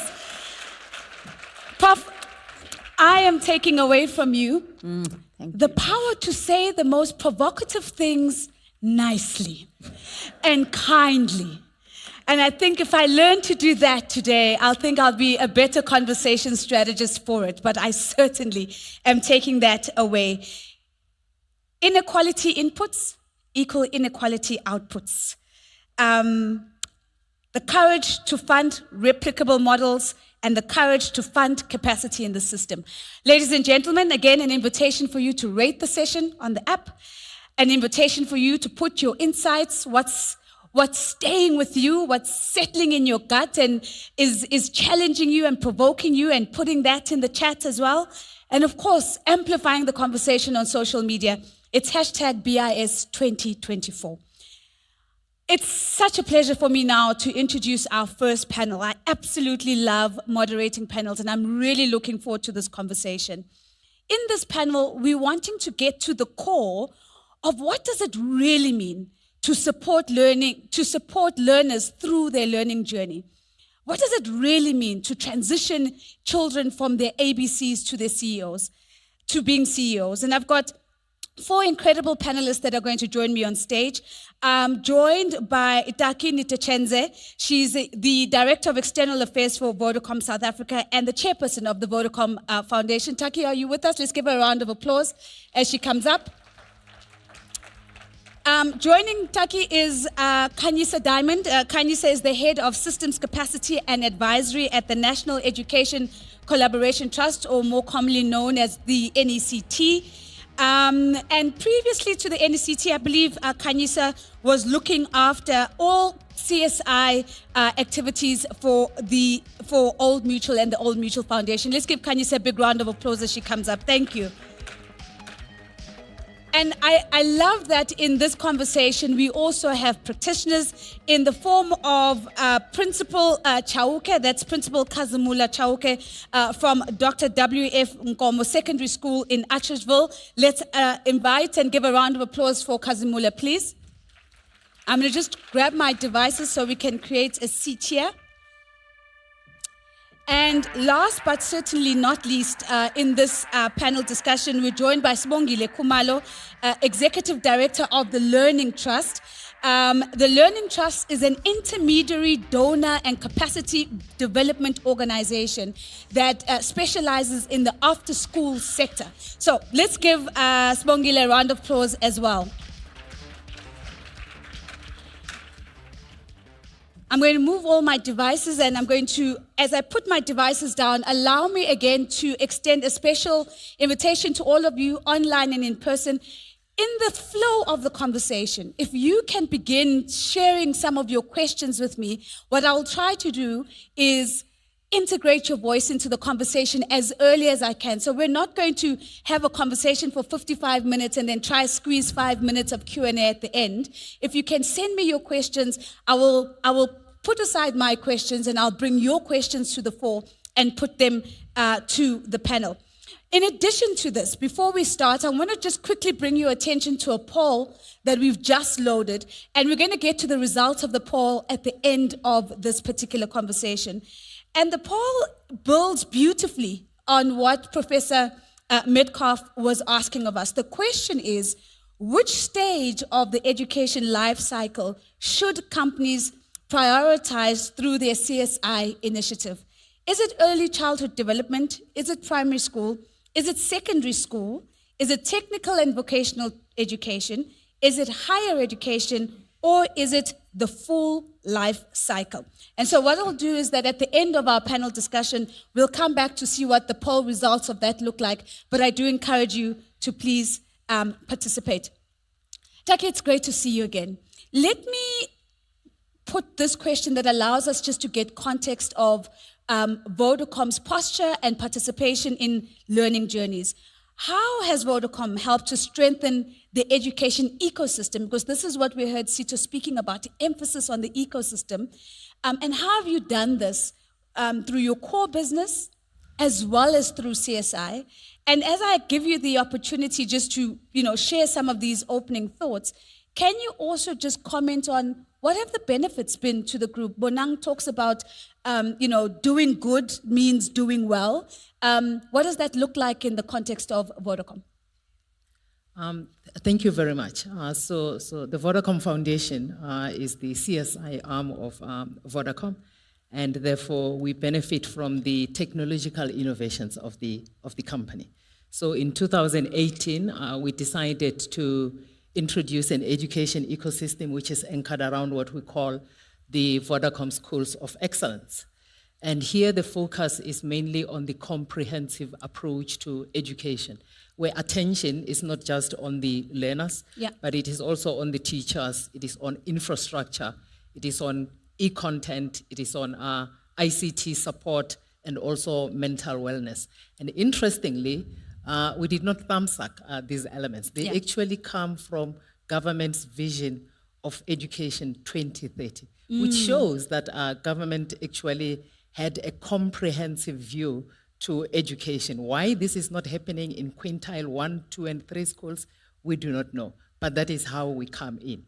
So we've got 25 schools of excellence, and we are scaling them on an annual basis at the rate of about 1.6 million rands per annum per school. And each school of excellence is closer to, I've just learned the correct terminology from Professor.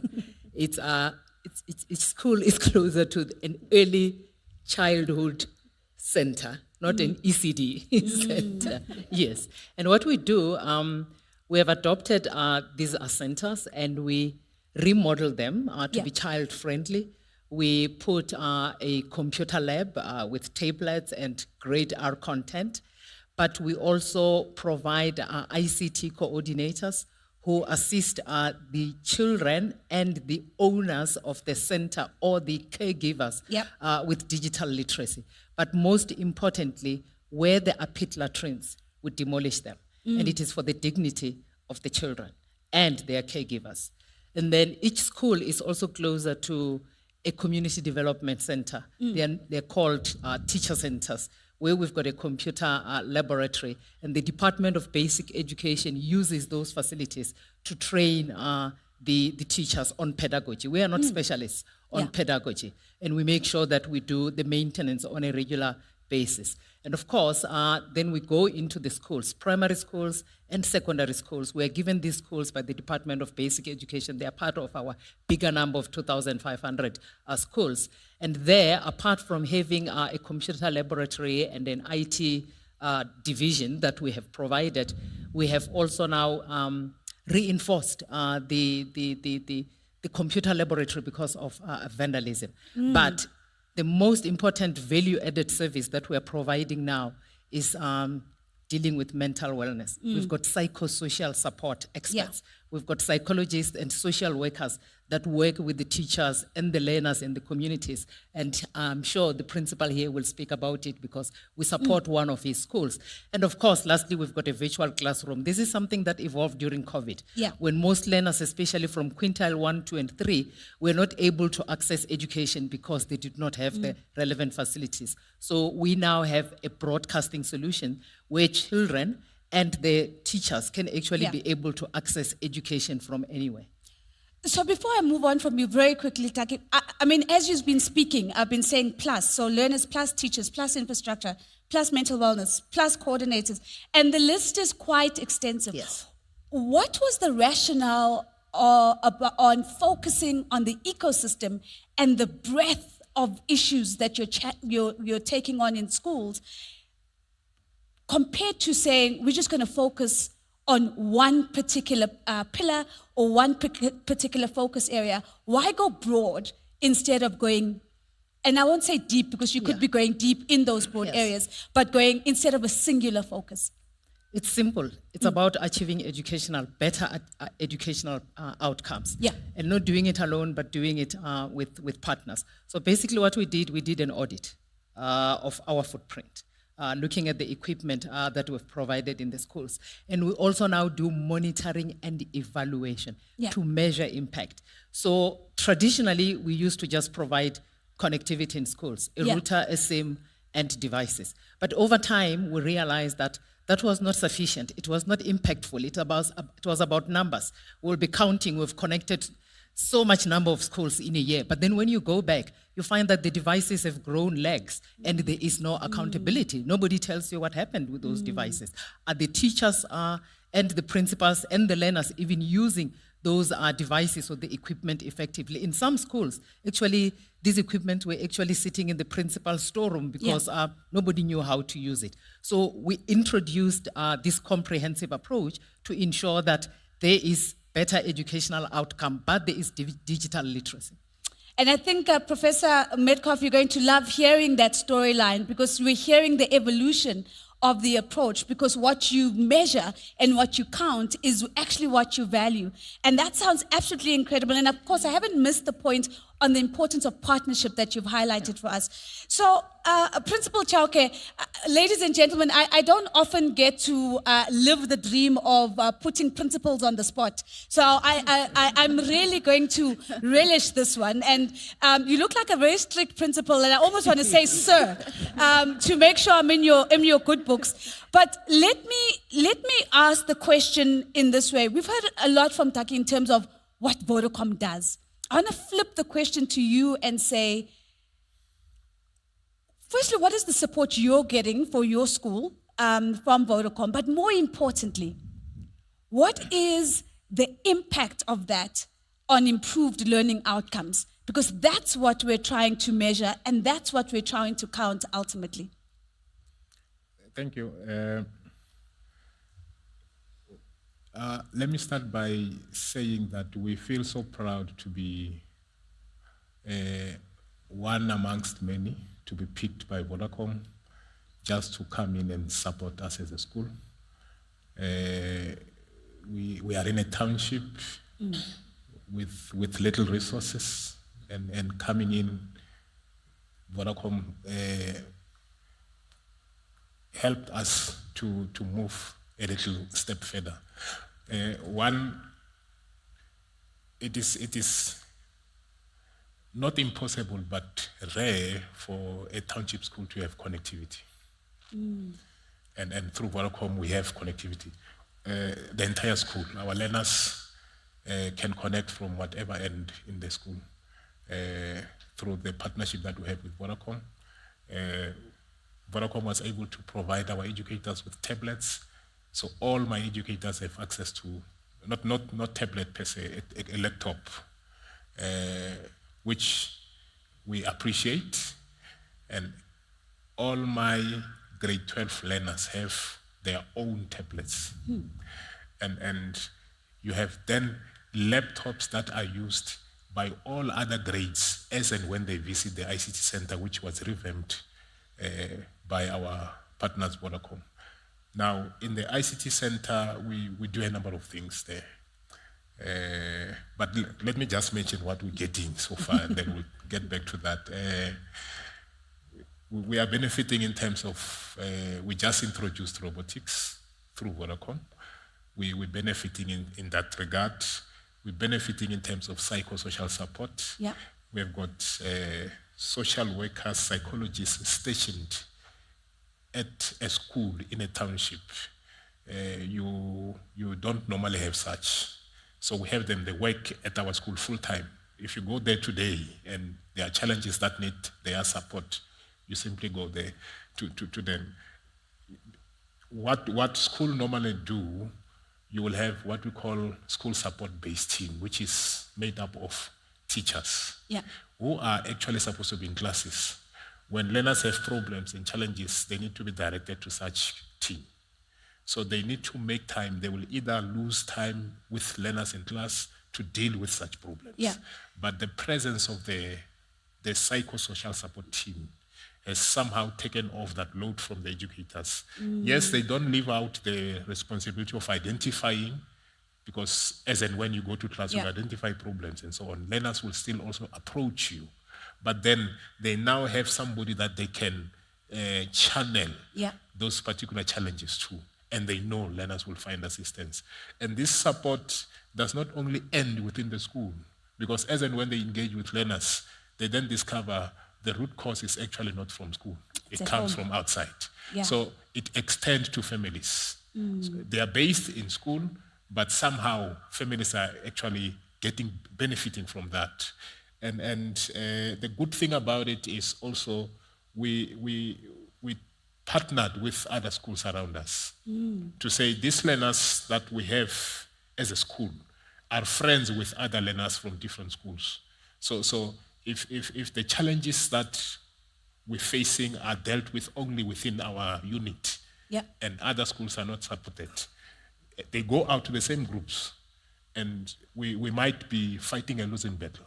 So our team then came up with a program to say, on regular basis, we'll visit these other schools and offer same support, so that as they come out after school, they then support each other from different angles. Unlike one school getting help, assisted, and others are not finding assistance, and they will be overwhelmed by this majority of learners who does not get help. So I think that, for me, it was a bonus to say, let's involve others. But the virtual classroom, for me, it was a bomb. Tell us about the bomb. It's a, you'll find yourself, educators are human beings. They're not robots. They can be sick. Yeah. So this is how it works for us. If one educator is not in and I can't get an assistant teacher to take care of a particular class, because of the virtual class, one educator is able to take care of 2 classes at a go. Yeah. What happens is, because of the gadgets that we have, this one class will then be provided with gadgets, and one educator will be teaching in an ICT center where we have everything that will be projected. So the teacher will be in an ICT center teaching maybe 1 or 2 classes or more. at the same time. Yeah. Which for me, it helps a lot, because you won't find a situation where learners are left behind because of the absence of an educator. Now and then they are engaged. That for me, it's something the else. bomb. It's something else. No, I Yeah. absolutely love it. Principal Chauke. And I think some of the things that you've shared that I think so powerful is the connection to other schools in the community that you speak about. You talk about the rarity of having connection, but also, more importantly, the gift of what's happened on the back of that. Robotics, as an example, the extension of support into families, which is so powerful. So, very briefly, in 30 seconds, I'm going to ask you, so what? That is the question. So what? After all is said and done, with all of the support, have you seen a shift in learning outcomes? Yes. Definitely, the availability of these resources and learners having access to extra resources that supports education, that supports teaching and learning, it actually helps them in terms of quality of results. Performance changes, there's improvement in performance. In the past, we did not do well, but since the coming of Vodacom, we keep on improving. We're not 100% there, but resources being there, they are helping us to get to areas, to sections that learners could not access. There are platforms. GDE is busy with streaming some lessons and all those things. Yeah. Through the resources that we have, a child is able to connect from home. There are lessons that are taking place throughout. So they don't have to stay at school forever. They take the gadget with them home. They can revise from home. They can connect for free. Why not pass? Why not pass? Ladies and gentlemen, imagine if we were able to ask that question across the country. Let me go to Kanyisa. And let me bring the question, Kanyisa, because if we listen to part of what Professor Metcalf has shared, part of what Taki has shared as well, the challenge here is systemic change, systemic interventions. Knowing the work of the NECT, what would you say has proven to be most effective? What really leads to some systemic change? And what is the role of companies in bringing about systemic change? Thank you, Nozi. So the ones that I've seen which seem to work and will lead to systemic change, and I think I want to just quote what Prof said. She said that with your programs, you must locate responsibility where it must be maintained in order to sustain. Yes. Your answer is right there. Because there's value in working with schools. We want those children, particularly in areas that are under-resourced, to feel that they are part of the ecosystem as well, so that they can aspire and be motivated. But we can't leave it there. We have to look at the entire ecosystem. Schools are under the Department of Basic Education, both from a national level, and then we've got provinces, and then we have districts. The question is, your project, when you are no longer sustaining it and you're no longer there, who's going to maintain it and take it forward and replicate it to the rest of the 25,000 schools that the system has to provision education for? And that's where we need to think about how do we make sure that teacher development that we are doing at school level is trickling down to subject advisors, is trickling down to how to maintain continuous development when the funder is not longer there, who will then be taken over by the districts, for example. We need to think about, is there a policy environment that's existing to incubate these activities that you want the school to take forward? And if that is not existing, a subject advisor who comes and looks at how education is being provisioned in the school, and it falls outside of the systems that they need to look at whether it's happening or not, over a period of time, it's going to lose traction. So it's very important to ensure that what is the environment in which this project has to exist? To what extent is there capacity within the system looking at the entire ecosystem at national level, at provincial level, and then at district level as well, so that they can take it forward. And also looking at, apart from replicability, there's an issue of resourcing. Yeah. So when you are no longer funding it, can government afford to take things forward? So always design the programs with that question as well, because an issue of affordability sometimes can be the reason why government cannot take things forward, because they have to think about 25,000 schools at the end of the day. So what I'm hearing you say is that even at the design stage, we've got to be designing for sustainability, and we've got to be thinking about the environment that will sustain that piece of work beyond the funders' participation. But Kanyisa, before you go, one of the things that keeps bubbling to the surface is this idea of partnerships. I hear Taki speaking about it. I hear Principal Chauke speaking about it. Professor spoke about it. And I think we can talk about partnerships and collaboration, and it all sounds really nice. So let me ask the question and I'm learning from Prof. Metcalf now about how to ask hard things in a really nice voice. What are the 3 ingredients that, in the absence of those ingredients, that partnership's not going to work? Especially if we're looking at making systemic change in education. 3 things that have got to be in the pot, or we might as well all pack up and go home. I think the first thing is to first differentiate between partnership and collaboration, because they are completely 2 different things. A partnership is often tied into legal contracts, whereas collaboration, which works better for development, those who come together will have to first have a common vision, right? Not a multiplicity of visions and interests. What is the common vision that you are working toward?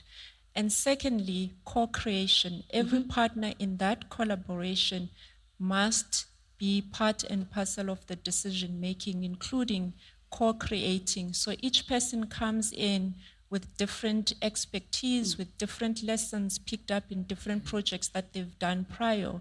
So they have a contribution to input into the collaboration and the design of the programs. And I think lastly, we have to learn from each other. A robust monitoring and evaluation of that program at the end of the day, so that we can take the lessons forward. And the 4th one, you have to make sure in the collaboration, government is in it. If government is outside and you then bring them this baked cake at the end of the project, it's going to be difficult to assimilate and integrate it. Common vision, co-creation, a robust monitoring and evaluation framework and process, so we can learn from each other, but also make sure that government is part of the process right from the get-go, is what I'm hearing you say. So let me then jump to Sibongile. Sibongile, the Learning Trust really focuses on supporting the after-school sector in South Africa, not often spoken about. So maybe just talk to us a little bit about why the after-school sector in particular, why is this important, and how does it fit into the broader ecosystem? And as part of that question, maybe also speak about what makes for an effective after-school intervention. Thanks so much, Nozipo. So the after-school sector is made up of all these community-based organizations that are providing essentially extended learning programs to children in their neighborhoods. And the Learning Trust supports those organizations, both with funding and with organizational development, so that they can become more effective and sustainable. And these after-school programs essentially offer a socialization, I would say, service first and foremost to children. So this is where kids learn critical life skills. We often talk about 21st century skills like collaboration, like creativity, leadership, problem solving, and many of those skills are learned in the after-school setting. But also after-school programs provide a safe environment for supervised learning. I think we all know that, teachers are overwhelmed and parents are involved in work and all sorts of things during the day. And kids need supervision after 2 p.m. especially. And most after-school programs intervene in those hours, when the bell rings after 2 p.m. And so it's also about providing a safe space for kids to learn. But I think thirdly, what's most critical about them is that they offer academic support. Right. So whether it is a space where kids can do homework or work on their projects, or where they can be helped to prepare for tests or exams. And in fact, the trends in maths and science study, which has been conducted in South Africa since 1995, consistently speaks about kids and the majority of learners actually in the system who access what they call shadow education, which really speaks to these after-school programs. So you and I may have maybe engaged in Tswana traditional dance or a church theater group, or even a science camp, for example, in the 80s and 90s, and those were after-school programs. And what makes them really effective that we have found is firstly when they have qualified staff. Yeah. And that's why, as the Learning Trust, we focus on training and capacitating the practitioners that work in the after-school space, whether those are tutors providing academic support or even facilitators of arts and sports programs or psychosocial support interventions. So it's really about capacitating the people that are going to work with those young people.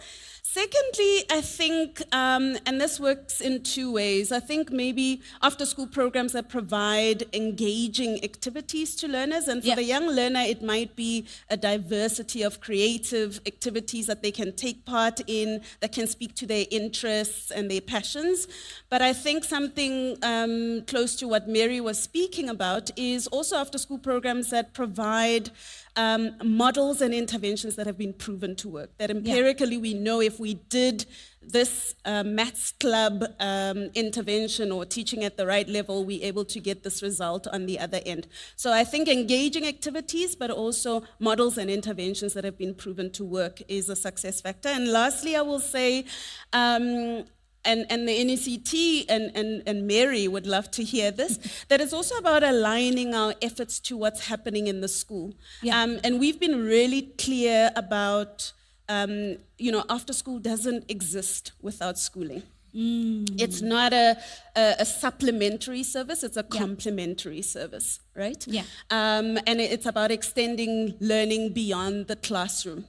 But it has to work hand in hand with the school, whether that means, operating from the school premises or working alongside teachers, finding out where the curriculum gaps are, where the biggest needs are. We find that the most successful after-school programs are those that work closely with the education system, the schools, the districts, and the province. I think that's been a really incredible answer, not only speaking about what the gap that the sector closes, but also what needs to be true for the sector to be effective. And I heard you talking about, qualified staff, engaging activities, empirical evidence or models based on empirical evidence, but also aligning with the school. Maybe a quick secondary comments, Bongile, before I go to the questions on my app. You probably have a lot of NPOs coming to you as the Learning Trust and seeking your support so that they might be able to get the necessary funding to be a part of the solution in the ecosystem. From what you've observed, what is the glaring gap that might still exist in these NPOs that makes it hard for them to get funding, that makes it hard for them to get the resources that they need to do a clearly very important job? Yeah, what I would say is that often NPOs don't tailor their approach to corporates especially, or any kind of funder.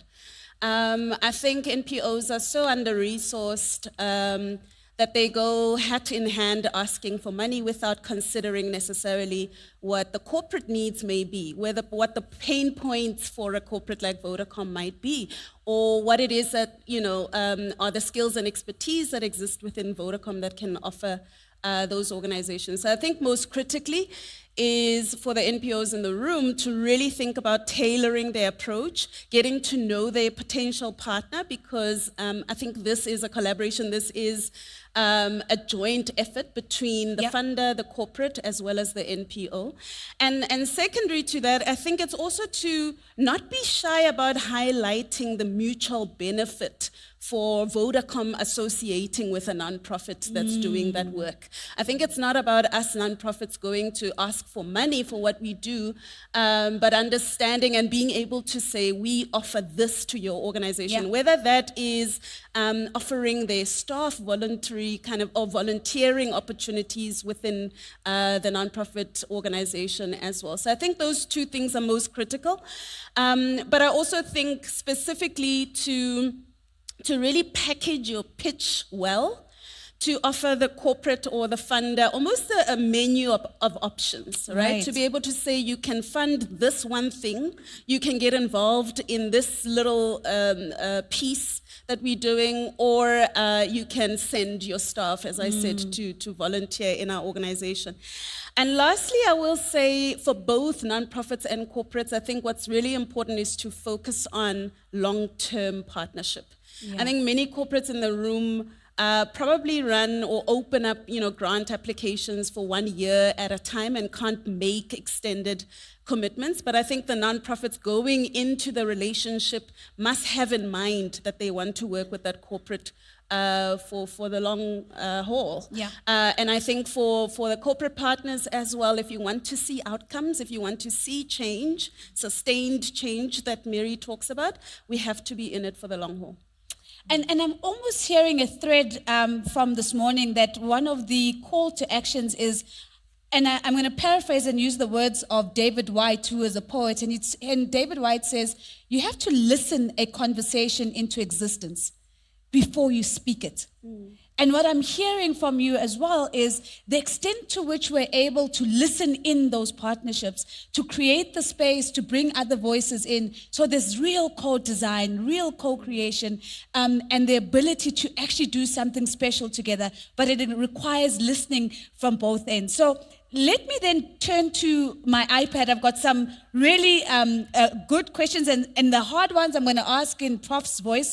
So you'll have to forgive me on those ones. But there's a question here from Paul, and maybe, Taki, I'll put it to you, and we'll pick it up as well with others on the panel. And the question is, how do we navigate the sometimes difficult terrain of misalignment with government? Especially if sometimes that misalignment is due to government's own challenges.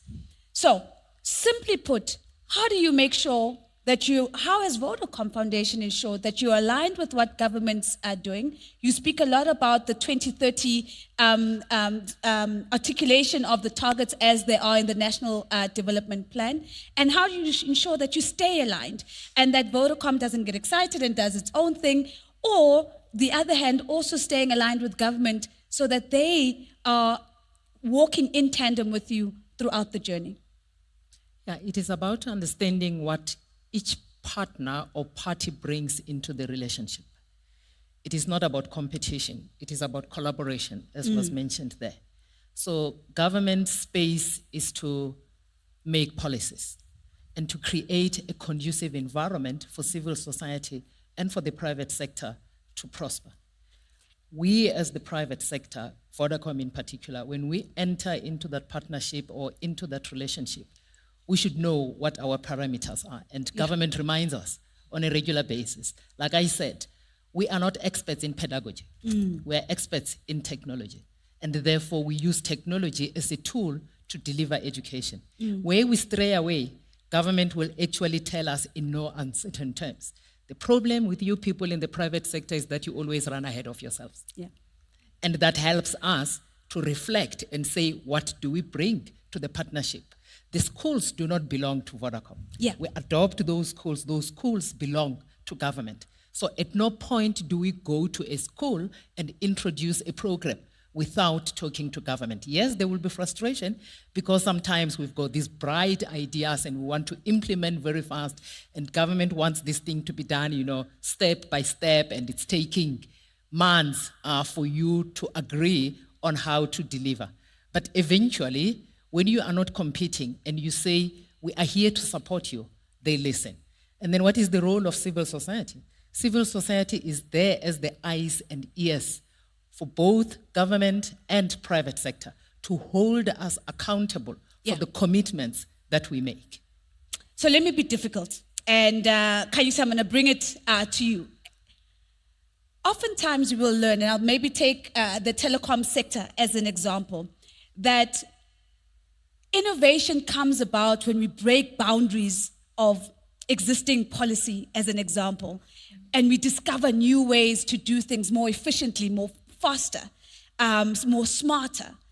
And so sometimes there's a tension between the desire to move ahead and try new things and to innovate, and the reality that, as Daki is saying, that government will always say, but these are the policy parameters. In your view, how do you get a both and outcome?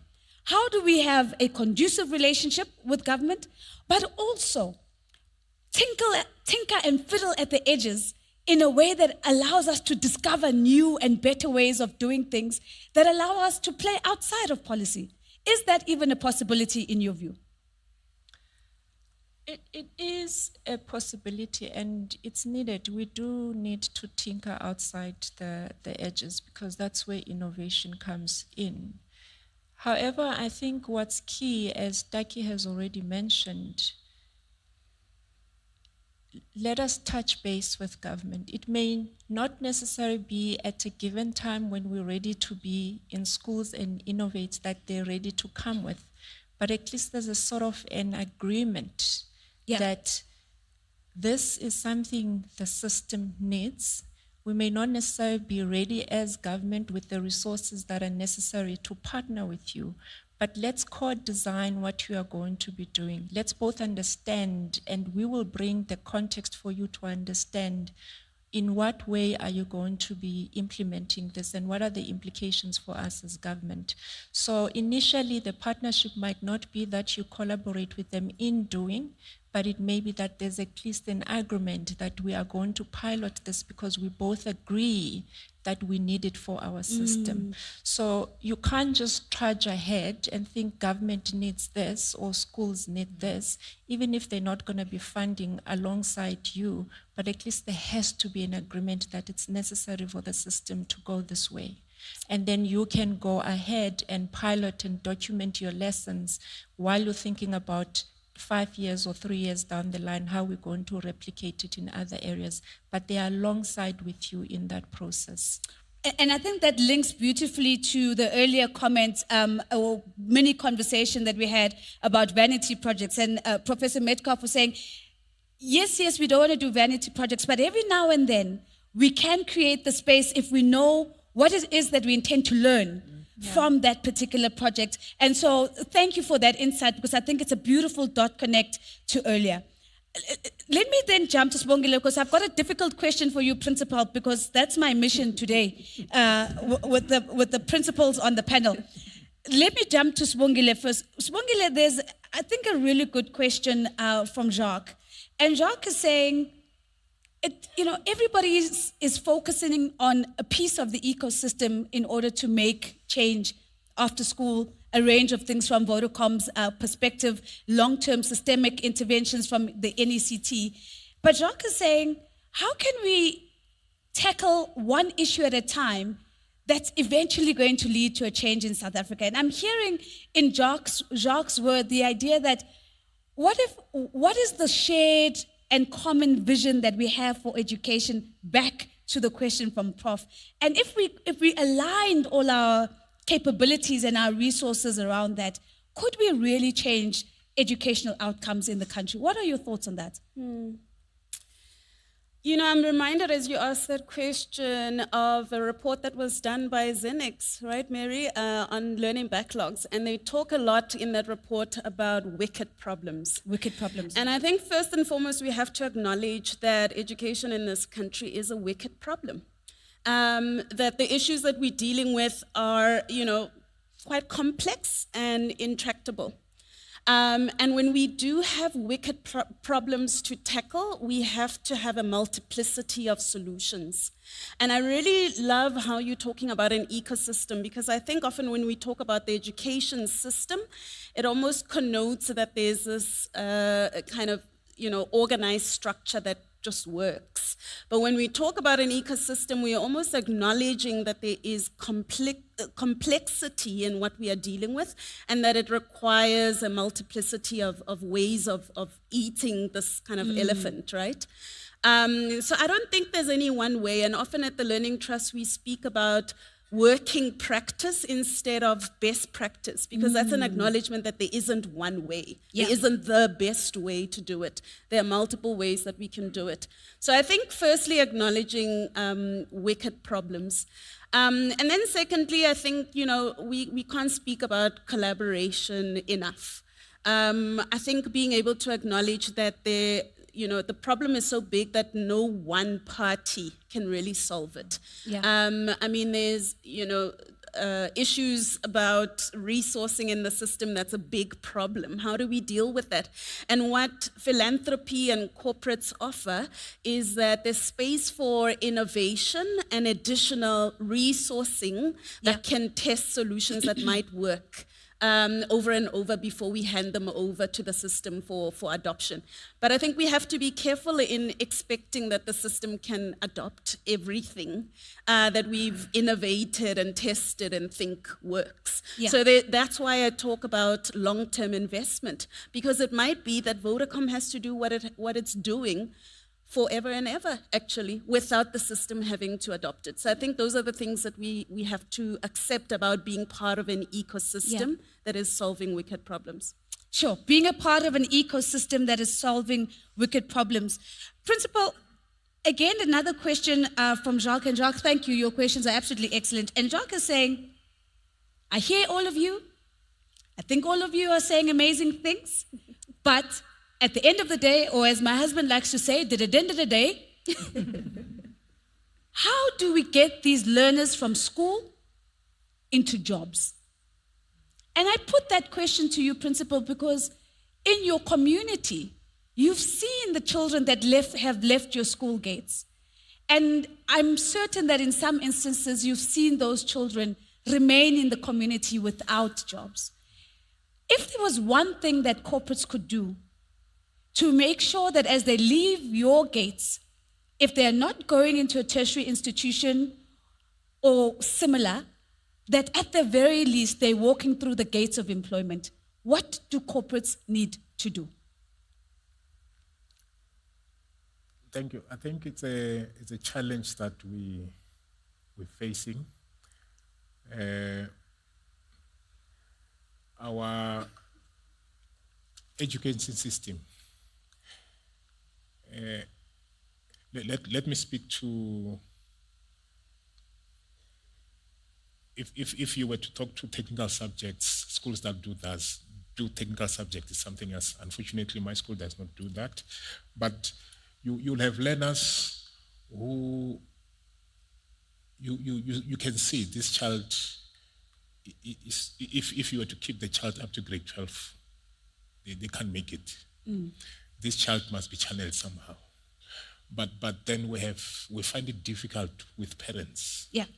You've got to find a way to sit down with parents, somehow convince them, make them understand that, yes, you want your child to become a doctor, an engineer, an educator, a nurse, or whatever. But as we teach this child on a daily basis, this is what we see. We can see this child is gifted in drawing, he's gifted in art career. Can we assist in channeling such? Now, the companies, the NGOs that are seated here, they have got career expos that they do. As schools, we appreciate it when they invite us, when they invite our kids, so that learners get to pick those careers early in their time, so that there are careers that you can start immediately after grade 9, which is moving into grade 10. Yeah. So with parents, then we're able to say, with the child, this is what we have identified as a gift for a child, and then this is the channel the child can take. So if we have more of such where learners are engaged, and we make them understand, and in terms of career choices, right as they start, so that we don't force them, frustrate them in giving them something that will not benefit them, and companies coming to schools and expose learners to the kind of opportunities that are out there. Learners pick it up from there. They then realize that I don't have to wait until matric. This type of a career that I want to do, after grade 9, I can go to a TVET college and make sure that I move from TVET to this particular institution and begin to work. Some of the things learners can learn as they move to TVET college and get skills that they can use for themselves instead of getting employed immediately after TVET. Then they have the skill that they can use to create employment for themselves. And those are some of the things that we need to begin to look into. But advocacy to communities, I think it's important, because we have a problem with communities that do not understand the issues of allowing kids to move away from the mainstream to specific institutions that will address certain skills that they need to be able to move into job opportunities as soon as they exit their school-going age. Principal, I think it's an excellent response, and I'm watching the time, and I want to make sure that, one, I'd like the technical team to pull up the poll, because I'd like for us to reflect on it. But I think what you've said is so important, Principal, and that is the courage to step away from the mainstream. And I think as South Africans, we've known that TVET colleges have received, have almost been seen as not an ideal option coming out of school. And what I'm hearing you say is, if we do the work of community advocacy, we can make real options for young children to really move from their ABCs to CEOs. And I think it's a beautiful link to the second conversation of the morning, which is going to be about entrepreneurship. And that's what you've brought to the table. So in the poll, we asked the question. Let's see if we can bring up the poll and put it up on the big screen as well. We asked a question about where should we focus our interventions in particular. And the number of options that we had there, and there they are, we said we either want to focus on early childhood development, on primary school, on secondary school, on technical and vocational education, or higher education, or the full life cycle. Now, what I'd love to see, team, so I'm seeing here some of the comments, I can see it there, but my eyesight is not great. I'm not seeing the percentages. Can you please pop up the percentages on those options? I hope that we've participated in the poll in the room, so if you haven't seen it, the poll is up there, and there we are. So the percentages are there. I'm going to read them out for my panel, because I know you can't see them. So again, the question is, which stage of the education life cycle should companies prioritize through their CSI initiatives? Almost half of the room, 48%, is saying it's got to be the full life cycle. 36% is saying it's early childhood development. And then the numbers get smaller as they're spread out between primary school, secondary school, technical and vocational education, as well as higher education. So in this final 2 minutes that we have on the clock, I'm going to give each of my panelists 30 seconds to react to that.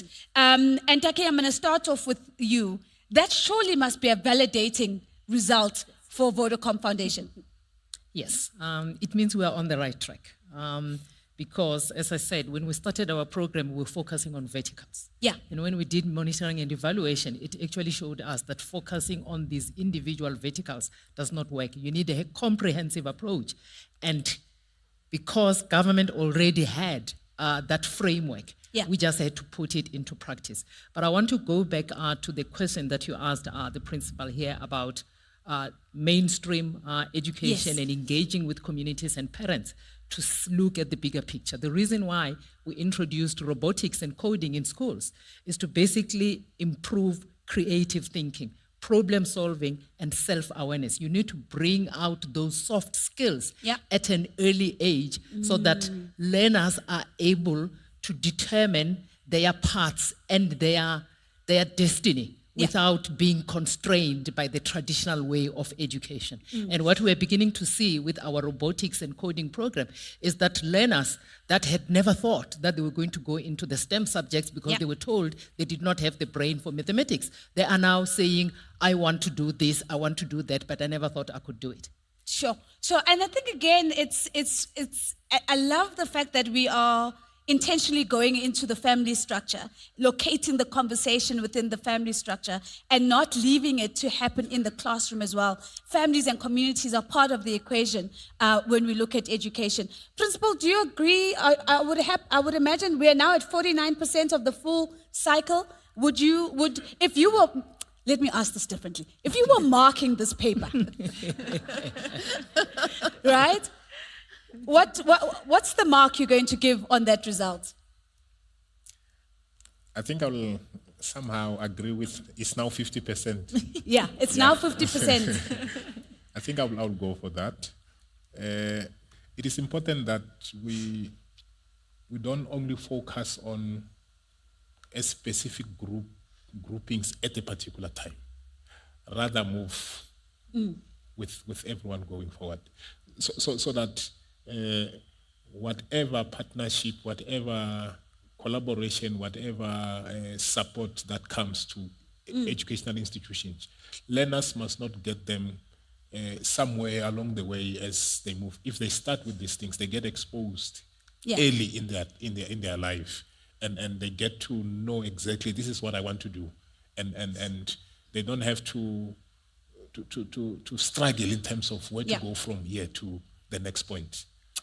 It's a great answer. It's the full life cycle at 50%. Principal says he'll give it a definite pass and potentially a good grade as well. The full life cycle at 50%, early childhood at about 36%, Kanyisa, and then a smattering of numbers in the middle. What does that storyline say to you? It tells me that we still focus on the wrong areas.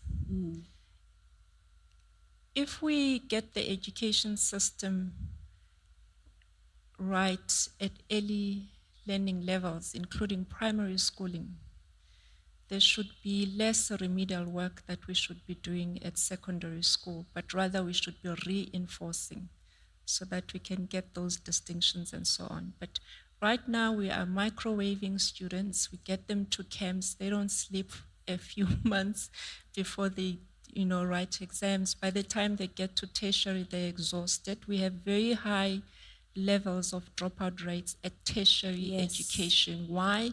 Because the microwaving hasn't helped. It has not built in and instilled the foundations of learning that every child needs to have for them to do better at higher education and for them to do better in high school. So in my view, it's not the full cycle. It's get it right at the beginning. Sure. And then the rest of the higher learning will be resolved. I think it's such a powerful analogy. The microwaving is not working. So it's a slow bake is actually what we're looking for with the right ingredients, long-term over time. I'm so grateful that I left school as early as 2022 because it's been such a, now that you're talking about microwaving of learners, it really speaks to the intensity that learners find themselves under. Spongile, you get to take us home. When you look at those numbers, what's the storyline that comes up for you? Yeah, and Nozipo, I don't have Mary's gift of saying difficult things nicely. So you're just going to say it? I'm just going to say it. I think it doesn't help us as donors and the funding community to hoard one space. So I think it's important, yes, to say the foundations need to be laid out in the early grades, like Kanyisa is saying. But if you then throw that really great child into an ill-resourced, badly run primary school in grade 4, they're just going to walk backwards. So I think corporates and donors and everybody needs to invest at the full life cycle of the education value chain, so that we can walk the path with that child to get us to the end. I don't think it helps us for 36% of us to think that we can only invest in ECD and that child will take, will get a matric at the end of that. Thank you very much. And I say a big round of applause for that. Ladies and gentlemen, I'd love to invite you to please give my panel a really, really resounding round of applause. Thank you so very much. They were absolutely excellent, brought in the insights, shared some of the provocations, and really challenged us. We are ready for our first break. Now, before we take the break, a couple of things. Please don't forget to share your insights, big ideas, provocations, what stayed with you in the chat. We're looking for those. Don't forget to share some of those on social media. Our hashtag is BIS2024. We are going to be resuming at 11:20. I'm going to ask you to be back in the room at 11:20. Please be encouraged to go and visit our exhibitions just outside of the main hall. And if you go outside, you'll also see a pink passage. Go into the pink passage because the exhibition actually spills into some of the rooms there. So you'll be more than engaged as you do that. If you're joining us online, remember, we're going to be playing some amazing videos from you, from partners and exhibitors as well. So you also have something that you can engage with. So up until now, please don't also forget to rate this session that we've just had, and all of that is happening on the conference platform. I'll see you at 11:20 as we turn our focus to entrepreneurship and how we can use it for generational inclusion with APSA. Thank you so much.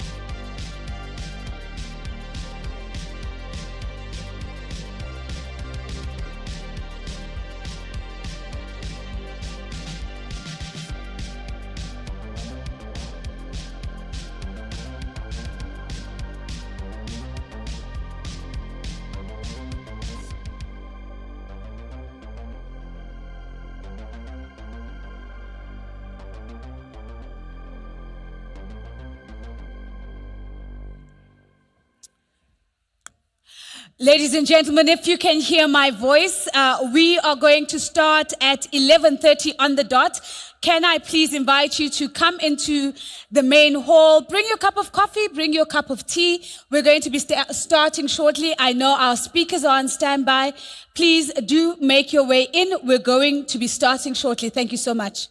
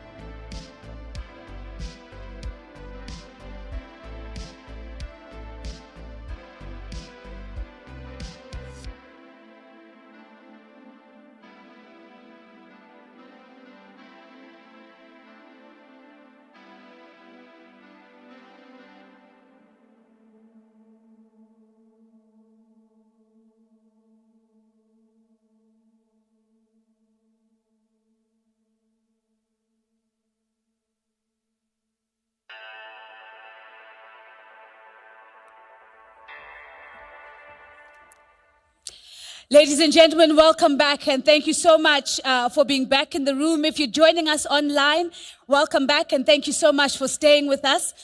We are going to be transitioning very shortly now to our second theme for the day. You'll remember that in this latter part of the morning, we want to talk about how we might enable intergenerational inclusion through entrepreneurship. If you're in the room, if I can kindly ask you to please take a seat. And if you're coming into the room, if I can kindly please ask you to quickly locate your seats. I do appreciate that. Before we get started, just a few announcements on my part. The first of these is to apologize. I think I only highlighted that we have ablution facilities on this side of the room. We have them at the back as well. So if you were stuck in a long queue during the break, my apologies. We have ladies and gents on both sides of the hall.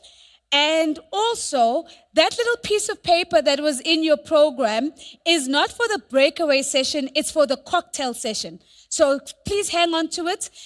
It will be used during the cocktail session. And then let me check if Mandla Mbuyazi is back in the room. Part of getting these prizes is that you've got to be in it to win it. I want to check if Mandla is in the room. And if you're close to Mandla, Mandla might be virtual, so somebody's just highlighted that to me as well. Mandla has won our second NPO listing today, and I just want to read Mandla's comment. That was absolutely a standout comment for us that the team then highlighted as the standout comment of the first session. Mandla says the following: to prevent the pursuit of vanity projects, we must deepen our collaboration by shifting from a me mindset to a we mindset. We need to relinquish the desire for individual acclaim. And I think that is absolutely beautifully captured and said. So congratulations, Mandla. Please do come to us so we can make sure that we get your prize. Mandla is from RMB, which is a corporate. So Mandla, we are looking forward to hearing which NPO you're nominating for this particular prize. Now, ladies and gentlemen, as we get into our conversation on enabling intergenerational inclusion through entrepreneurship, anchored and sponsored by APSA, we're going to start with an executive overview, and that executive overview is going to be given by Managing Executive for Corporate Citizenship at APSA Group, Dr. Stephen Zwane. Let's give him a big round of applause, ladies and gentlemen, as he comes up to set the scene for us. Dr. Zwane, over to you.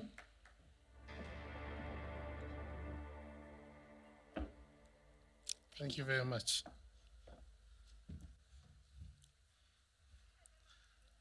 I'm not sure if all these flying mics are for me. I certainly hope not. So since I'm mic'd up, good morning, everybody, and really thank you for the opportunity. It has been indeed an inspirational day, morning particularly.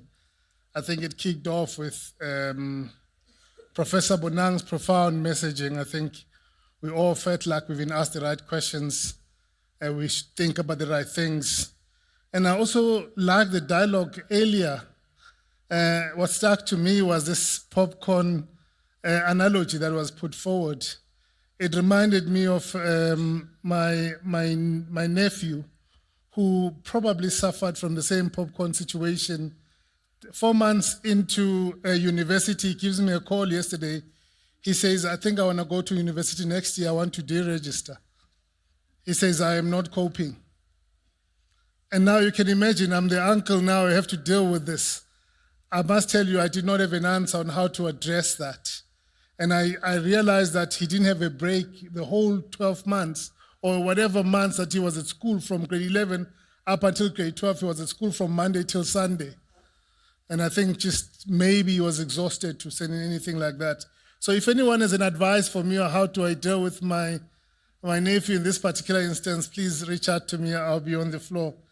My role is to maybe just set the scene for why we are here as APSA. I think first and foremost, the opportunity to be part and parcel of a dialogue like this does not only enable us as a corporate to showcase what we do to try and move society forward or contribute to a better society, but it also allows all these thoughts and ideas for people with a common agenda of making a change in society to be part and parcel of the dialogue. I think for us, it's just a massive opportunity to be here. Everybody knows the story of our organization that I think at the moment is about 2 to 3 years, given the leadership changes that have taken place. A lot of things that we've done was to sit back and take stock. There are a couple of things that we did when we took stock. Firstly, we said, how do we become more community-centric? How do we become more purpose-led? And I think a lot of the colleagues inside the organization gathered together and said, perhaps our role is to empower Africa's tomorrow, but we should do this together and not forget the story that matters of each and everyone that is part and parcel of our ecosystem. And once we were clear what that purpose-led journey looks like, we looked at our priorities as a strategy and said, perhaps being a force for good remains a strategic pillar of our organization, not only as a CSI lens, but as the way we do business. And I think in our strategic pillar, we introduced that in our 5 strategic pillars. And then over the last few weeks and months, you've observed us coming up with a new positioning for our organization. And that positioning links it very well with our purpose, with our intent, which is community-centric, which is human-centric, which simply says, your story matters. And your story matters to us as a bank, Your story matters to us as a community. Your story matters to us as professionals in the organization. So this strategic shift makes us believe that we can go forward and do a lot more in our communities. That also forced us to start thinking around what can we do for society beyond just the 1% that is expected of us. And that's when we launched the BE scheme last year. Within that BE scheme, we established what we call the CSI Trust. Now, that CSI Trust allows us to spend, what we spent last year was shy of 300 million in contributing to communities. Now, we've got an additional buffer that is about 120 million that we can now take back into communities through the CSI Trust. All of these key elements are the key of why we do what we do as an organization, trying to move society forward. I think one of the things then, once we're clear organizationally where we're going, we said, what does our social change agenda mean and look like? And I think we've decided that, I love the poll that went up earlier around where should corporates be focusing their investment? Because as an organization, we found a space where we saw that not many organizations are investing to drive social change. And that space for us was entrepreneurship. Because we cannot raise young people that are job seekers. Why don't we start raising young people that are job creators? And I think we're starting to ask ourselves questions around what does this mean and what should it look like? And that is why we'll be up here today to unpack what we mean by our strategy that is focused on entrepreneurship. Our payoff line is financial inclusion through entrepreneurship. At the core of it is that as a financial institution, we have a duty and a responsibility to drive financial inclusion. So we will never absolve ourselves of that responsibility. But we are now starting to think about entrepreneurship, particularly entrepreneurship education. We'll be dialoguing on that. As part of our topic for today on enabling intergenerational inclusion through entrepreneurship, we would like to introduce to you our keynote speaker, who will then unpack to all of you so that you can also join us in this movement of bringing entrepreneurship into the center stage of driving social change around making data-driven decisions on entrepreneurship. And I think once we've gotten through that conversation, we'll then get into the panel. I did ask the Honorable Master of Ceremonies today that you will also get an opportunity to ask our keynote speaker when he presents the topic on data-driven decision-making to advance entrepreneurship in terms of what are some of his thoughts based on your questions. And he will be an extension of our panel going forward. But for us, as ABSA, it's really an honor and a privilege to be here. Thank you very much.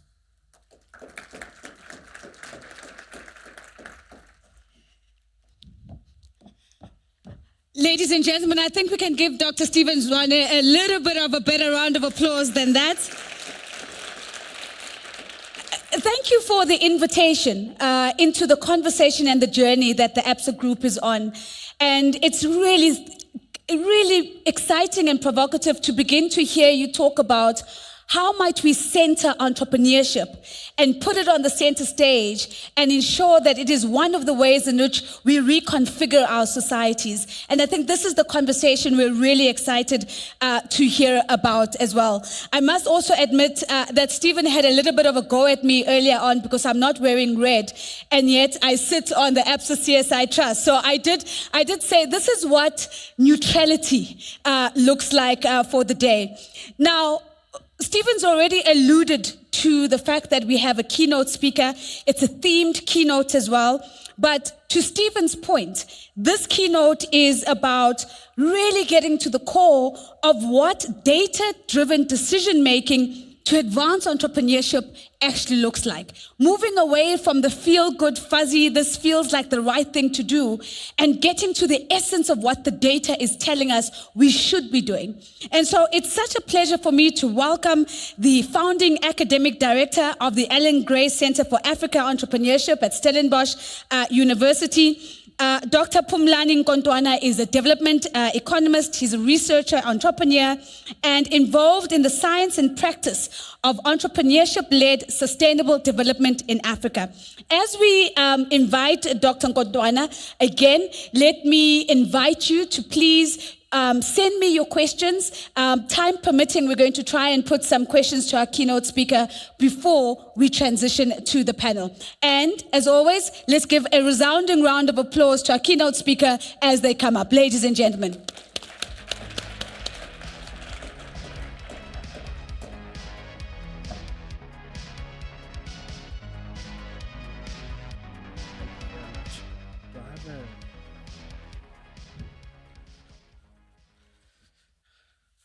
Hello, everyone.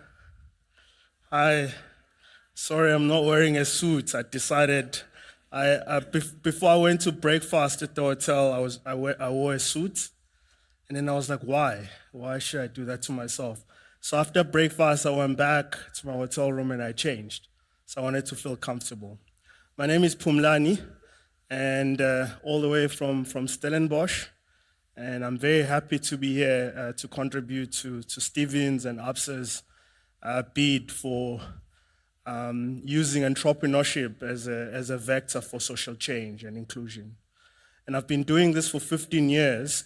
And 15 years ago, when I started being involved in the field, I was concerned about why there was no data to help us progress entrepreneurship in Africa.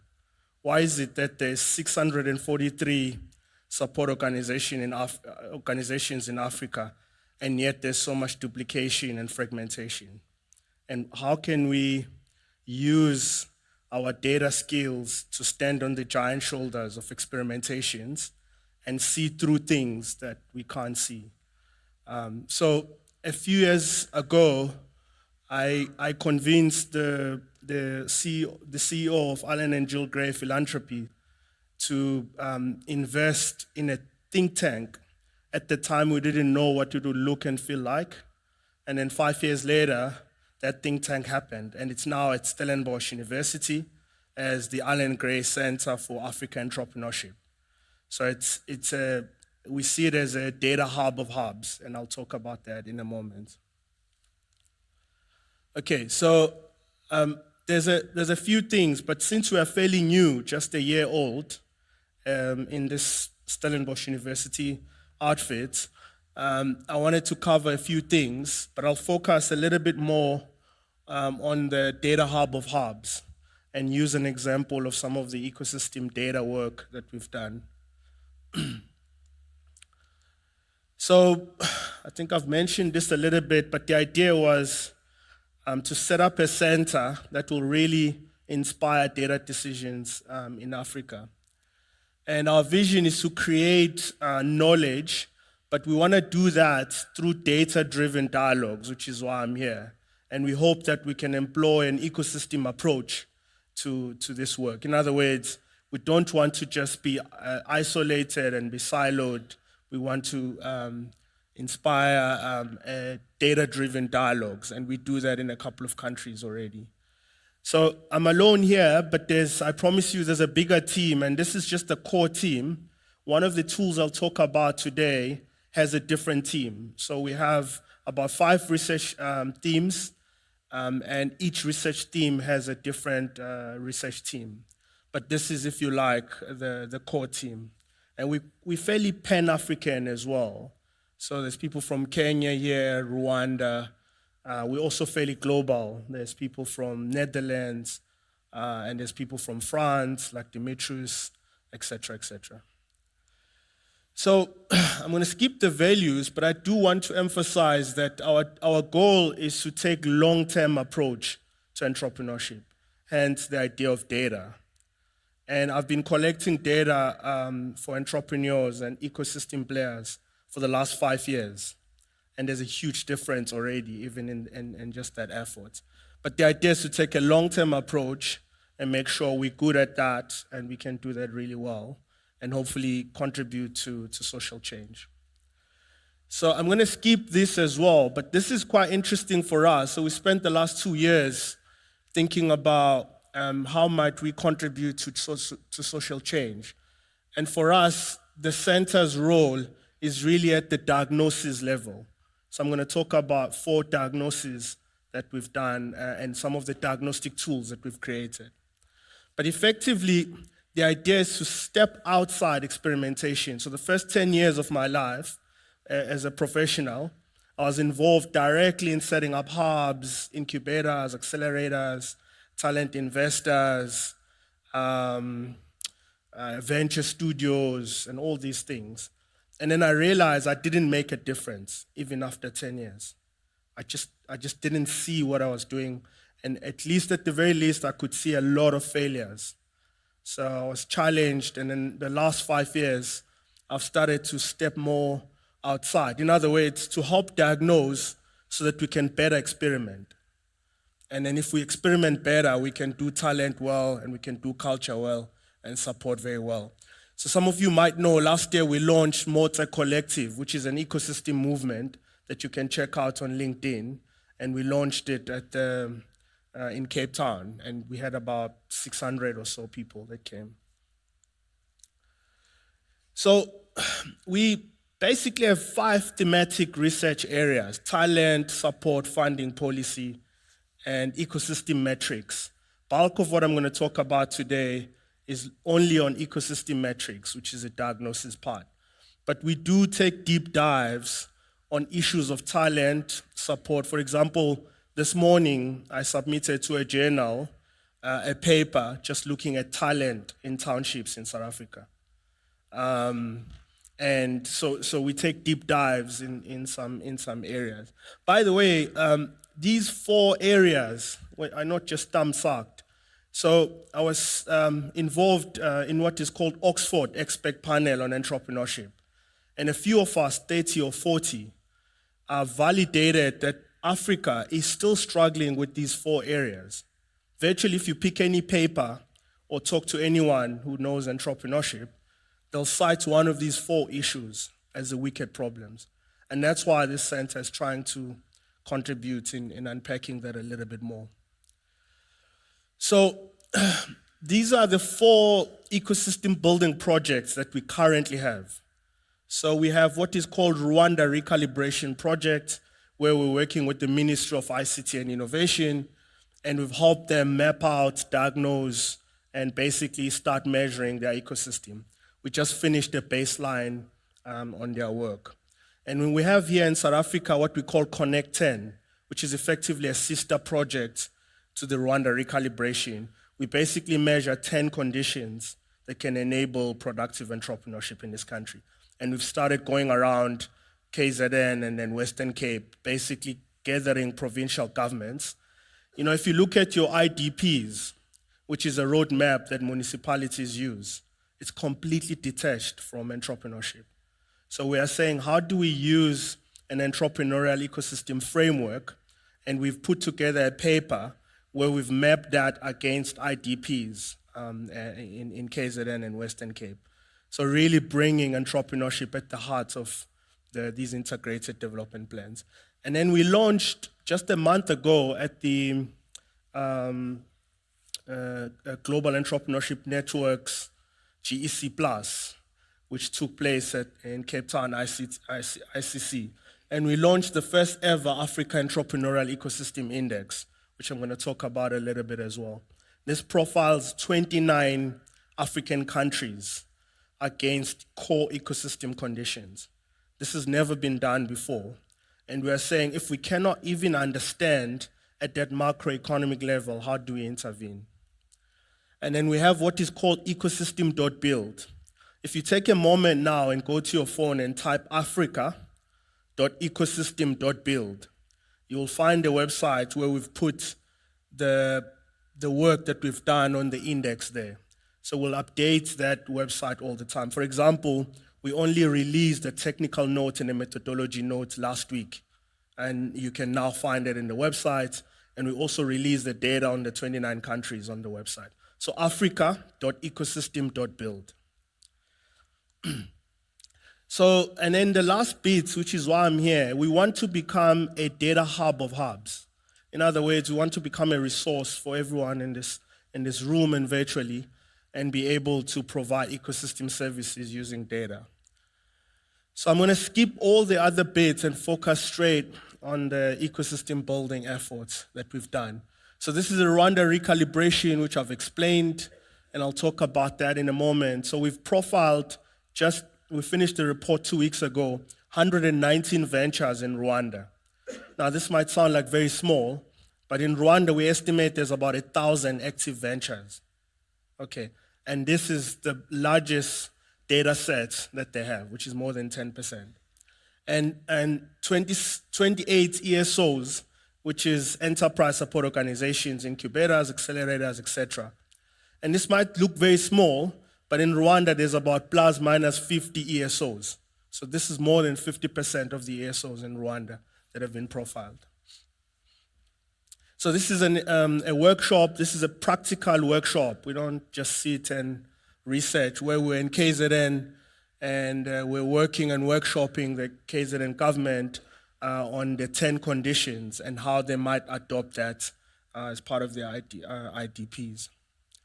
And we will launch the website on Connect 10 very, very, very shortly, which is how do you connect the 10 conditions and make them work? And that's why we're calling it Connect 10. And then I explained a little bit about this, but you already have a website, so I'm going to skip this in the interest of time. Just suffices to say that this is live now, and we've baselined 29 countries. We didn't do 54 because we couldn't get data on the others, and that's the problem with data in entrepreneurship. So some people on LinkedIn were criticizing us, but this is half the continent, sure. But if you have data, we will integrate the countries. So, and we've been looking at this for a year, and we just don't have the data on other countries. We don't know where to get it. So I want to talk a little bit about the tools that we've developed. So we've developed 4 tools to date, which are ready, basically we're ready to commercialize them, and we're ready to engage people with, including Stephen. I spent the whole afternoon with Stephen and his team and Nonhlanhla on Friday, basically workshopping these tools, looking at what can these tools do for the bank. So here, basically, ultimately, so I'm going to do this. I'm supposed to do this the backward, but let me do it this way. So in my view, you need to understand the ecosystem, which is a macroeconomic level view. You are only as strong as the strength of your ecosystem. Okay, you're only as strong as the strength of your ecosystem. So if you find that your ecosystem is struggling, no matter how many support organizations you're going to put together, they're just not going to work. And that's the story of Africa. But when you've set up and you've fixed those ecosystem conditions at macroeconomic level, you're only as strong as your support organizations, hence the ESO diagnostic tool. And if you do that well, you will see venture progression. So I sent Stephen a white paper we put together where we're looking at how venture progression works in Africa. So how do you get people from ideation to MVP to seed to early growth to maturity, the whole journey? So that's why we've launched a venture diagnostic tool. So you can complete that tool and it'll check out exactly where you are in your journey, which is quite powerful. But ultimately as well, as you guys all know, it also comes down to the jockey. So the talent itself. There's literally no science around how to identify entrepreneurs. It's hard. Like, I follow, study venture studios, your Antlers, you name them. There's literally no one silver bullet for understanding how do you select people, particularly at high school level, at primary level, even at university level. So we've put together a tool that profiles 13 entrepreneurial competencies. You can go as many as 54 attributes or competencies or whatever you want to call them that people associate with entrepreneurs, but we've distilled them to 13 that we feel are the most piercing. And we have a tool now that we've used in Kenya, Rwanda, and recently in South Africa. So I was meant to just have a meeting for an hour with Stephen on Friday. It ended up being 4 hours, if not 5, because he was very interested in this, and I showed him a paper we just did now profiling high school learners in South Africa, 769 of them using this tool. And then, of course, I'm going to skip this because I wanted to do it the other way around, from macro to institutional to venture, to individuals. So now let me actually show the results, because it might sound all theoretical and all of that. So this is an example of what we've done in Rwanda. I've anonymized this.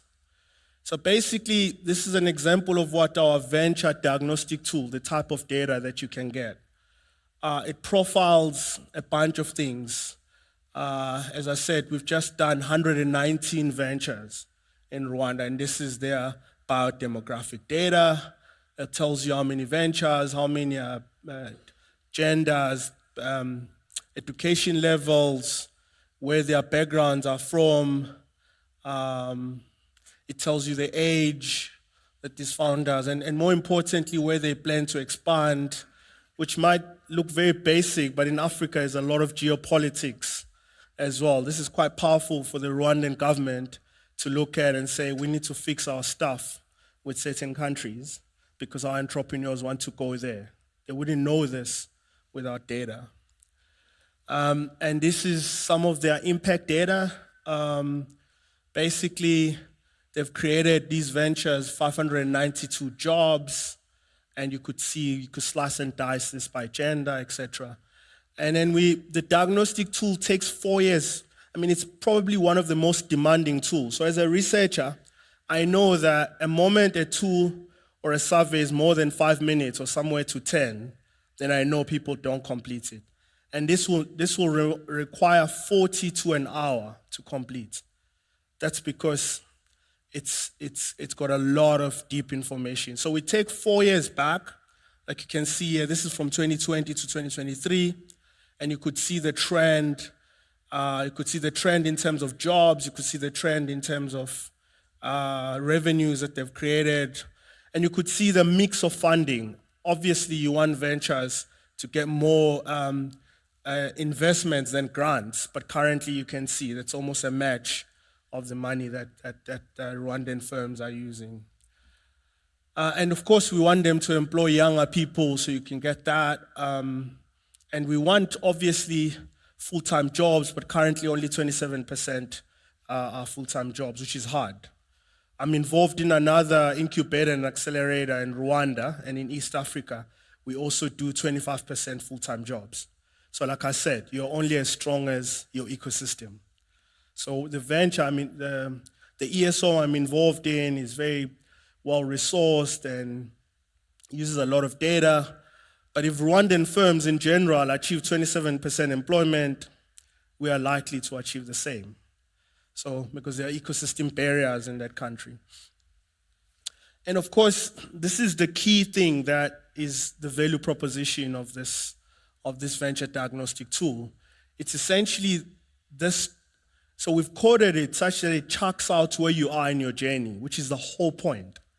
Now, this is extremely important, and I was trying to explain this to Stephen.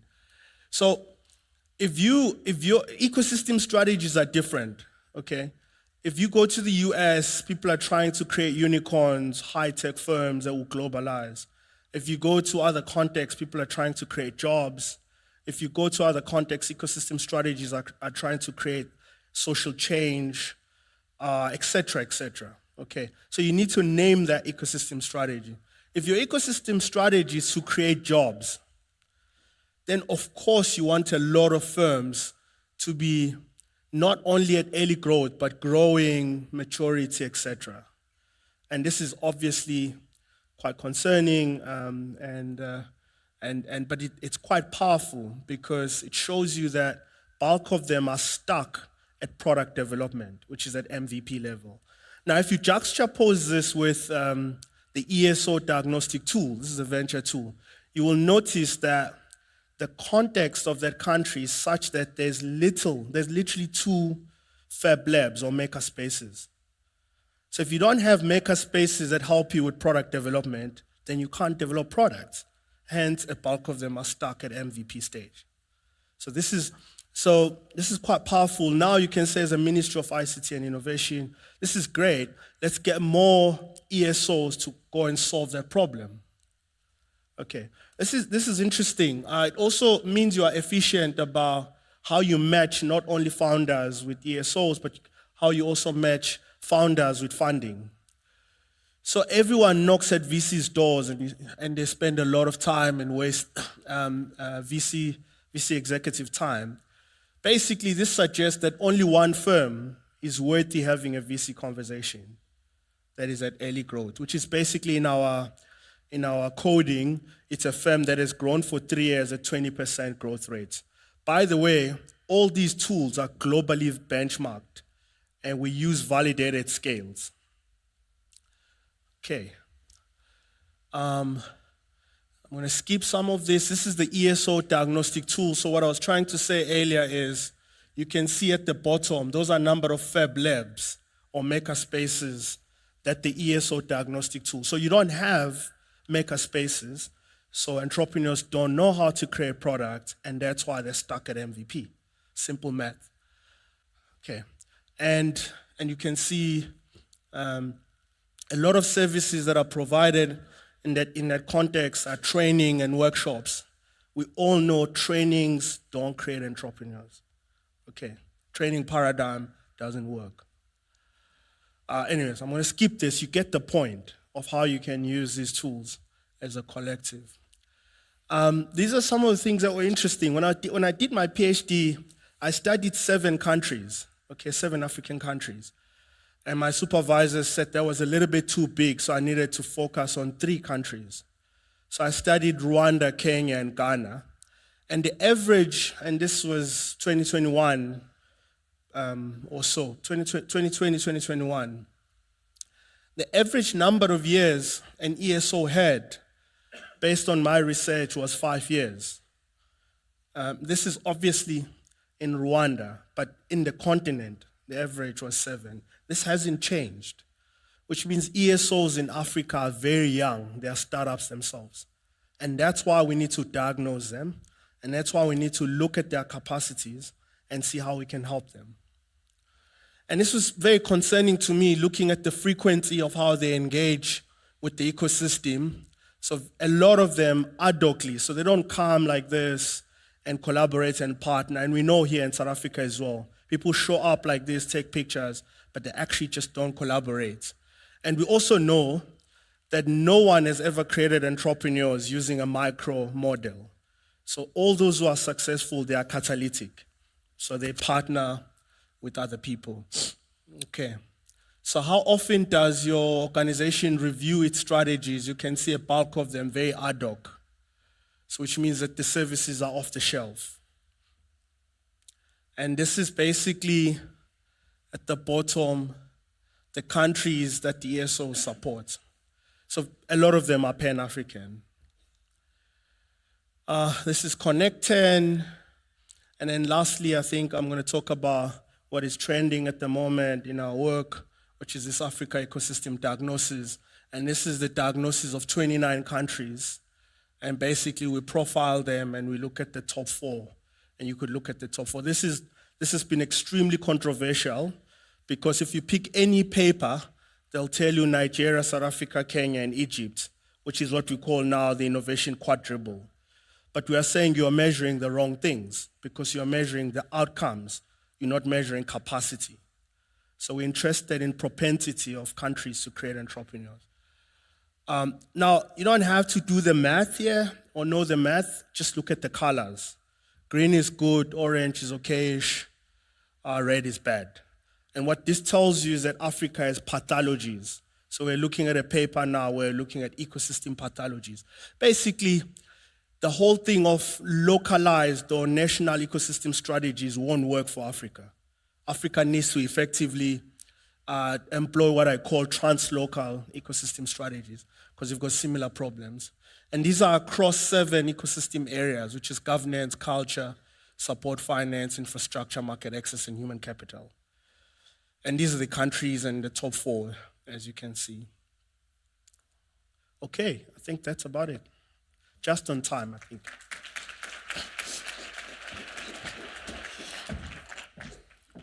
Thank you very much. I think you've been excellent on time. I'm going to ask you to take a seat for me, Pumlani, just for one question. You can sit close to me. I've been seeing everybody running away. You can sit right here. There's just a question that Tamiko shared which I think was such an important question. And Tamiko says, who are these diagnostic tools for? And how are they being used? And where do you see the biggest gaps in the space? And maybe let's focus on the first part of the question, because I think it's an important one. In whose hands are we hoping these tools will land? Yeah, so it's 4 ecosystem tools.